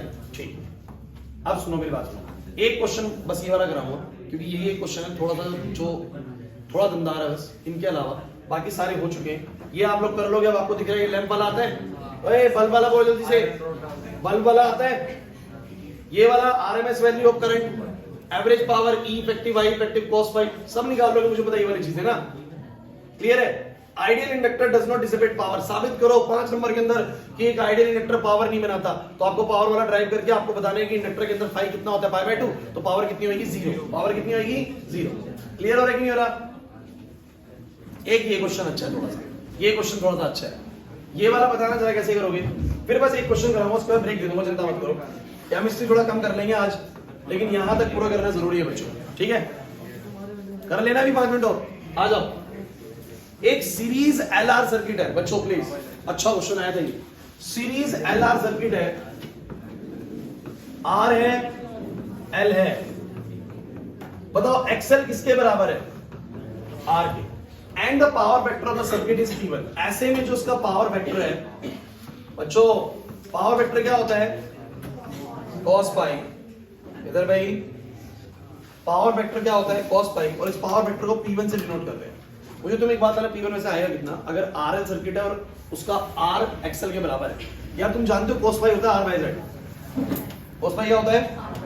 सुन लो, पहले P1 की बात कर लेते हैं, उसके बाद उसने जो दूसरी बात करी उससे उसने कुछ P2 निकाला है और फिर बाद में P1 बाय P2 करा है. मैं करवा भी चुका तुम्हें शायद ये क्वेश्चन. पहले सुनो, कोई नहीं. RL सर्किट है, बातें मत करो बीच बीच में, चुप रहो बिल्कुल. RL सर्किट है, R और XL बराबर है. पावर वेक्टर इस केस में जो आएगा वो P1 है. तो मैंने कहा पावर वेक्टर तो cos पाई होता है, और cos पाई क्या होता है किसी का भी? R by Z. अब R बाय में Z, Z इसका कितना होगा? बोलो R स्क्वायर प्लस में बोलो क्या? क्योंकि इसका R और XL बराबर है तो नीचे में इसको भी R स्क्वायर और इसको भी R स्क्वायर बोल सकता हूं. तो कितना आ जाएगा जरा बताना? R अपॉन में 2r स्क्वायर, तो यानी r अपॉन में रूट 2r, r से r कट जाएगा तो p1 आ गया 1/√2। पहली चीज। दूसरी चीज समझो, क्या है दूसरी बार हमने क्या करा, when capacitor with capacitance C such that XL is equal to XC is put in series, मतलब इसी के साथ में अब मैंने कैपेसिटर भी लगा दिया, लेकिन ऐसा कंडीशन बनाया कि XL किसके बराबर है, मैंने कहा तो रेजोनेंस कंडीशन है, रेजोनेंस कंडीशन में होल सर्किट किसकी तरह बिहेव करेगा, रेजिस्टिव सर्किट की तरह। ऐसे में फाई कितना हो जाता है 0, सीधा, कुछ और करने की जरूरत ही नहीं है, फाई 0 हो जाएगा। कह रहा उस समय की पावर फैक्टर P2 है, बताओ जरा P1/P2 कितना होगा। तो मैंने कहा जो पावर फैक्टर इस समय आएगा वो cos पाई होगा, और क्योंकि सर्किट किसकी तरह बिहेव कर रहा है, resonating circuit, the phi is 0 तो cos 0 इज 1। कोई कहे कि मैं R/Z से करना चाहता हूं, कर लो भाई R/Z, क्योंकि रेजोनेटिंग सर्किट है तो Z की वैल्यू R होगी, फिर भी कितना आएगा 1। तो तुम जैसे मर्जी कर लो, इसका आंसर 1 आएगा। तो बताओ P1/P2 कितना आ गया, 1/√2/1 कहीं से कॉन्सेप्ट वाइज मुश्किल लग रहा है, कॉन्सेप्ट वाइज बहुत आसान है, पढ़ के जाओगे ना 100% बहुत अच्छे नंबर आते हैं। समझ रहे हैं बात को, क्लियर है। अब आज का आखिरी क्वेश्चन, क्योंकि ट्रांसफार्मर वाला टॉपिक मैं आपको नहीं बताऊंगा, अभी आपको बता दूंगा ट्रांसफार्मर करना कैसे। 52वां क्वेश्चन है बच्चों, last question of today's class. और प्लीज इस क्वेश्चन में एक्टिव रहना। पता लगा कि जो सबसे जरूरी क्वेश्चन था वो तुम लोगों ने ऐसे गिव अवे कर दिया कि चलो छोड़ो यार क्या करना, थक गए। ठीक है, थकने की जरूरत नहीं है, तुम ड्यूटी करोगे ना 8 घंटे की ड्यूटी करनी पड़ेगी, नीट की जेई की तैयारी करोगे, 8 घंटे क्लासेस होंगी दिन में, ठीक है। फिर क्या करोगे, सुनो क्वेश्चन पढ़ो भाई क्वेश्चन पढ़ो। कह रहा है without making any other change find the value of the additional capacitor C1। इस वाले कैपेसिटर के साथ क्या ऐसा एडिशनल कैपेसिटर लगा दे to be connected in parallel with the capacitor C, इसके साथ पैरेलल में एक ऐसा क्या कैपेसिटर लगा दे जिससे कि इसका पावर फैक्टर 1 हो जाए, जिससे कि इस सर्किट का पावर फैक्टर 1 हो जाए। अच्छा एक बात बताओ, पावर फैक्टर 1 होने का क्या मतलब है, सब बोलो ना, पावर फैक्टर 1 होने का क्या मतलब है, मतलब cos फाई 1 हो जाए, cos फाई 1 का जब फाई कितना हो जाए 0, मतलब कि ये चाहता है कि ऐसा क्या कैपेसिटेंस हो, मतलब इसके पैरेलल में ऐसा क्या कैपेसिटर मैं लगा दूं कि मेरे ये सर्किट रेजोनेंस पे आ जाए, मेरा सर्किट किस पे आ जाए। क्योंकि आपको पता है कि कोई चीज रेजोनेंस पे कब होती है, अगर आप याद करो तो जब उसकी फ्रीक्वेंसी कितनी होती है बोलो, और इसकी फ्रीक्वेंसी यहाँ पर कुछ है 1000 तो ओमेगा है, फ्रीक्वेंसी हो जाएगी उसके अकॉर्डिंगली कुछ ना कुछ। तो वो फ्रीक्वेंसी अगर 1/2π√LC से मैच नहीं कर रही है, मतलब इतनी नहीं होगी, तो रेजोनेंस नहीं होता, पता है ना। तो उसका क्वेश्चन सिर्फ पता है क्या है कि इस सर्किट में इस कैपेसिटर के पैरेलल में कितना कैपेसिटेंस लगाऊं कि मेरा ये सर्किट किस पे आ जाए, रेजोनेंस पे, किस पे आ जाए, क्योंकि cos फाई 1 होना चाहिए। तो मेरी एक बात सुनना, बिल्कुल 5 मिनट में समझ में आ जाएगा, 5 मिनट में लगने वाले हैं।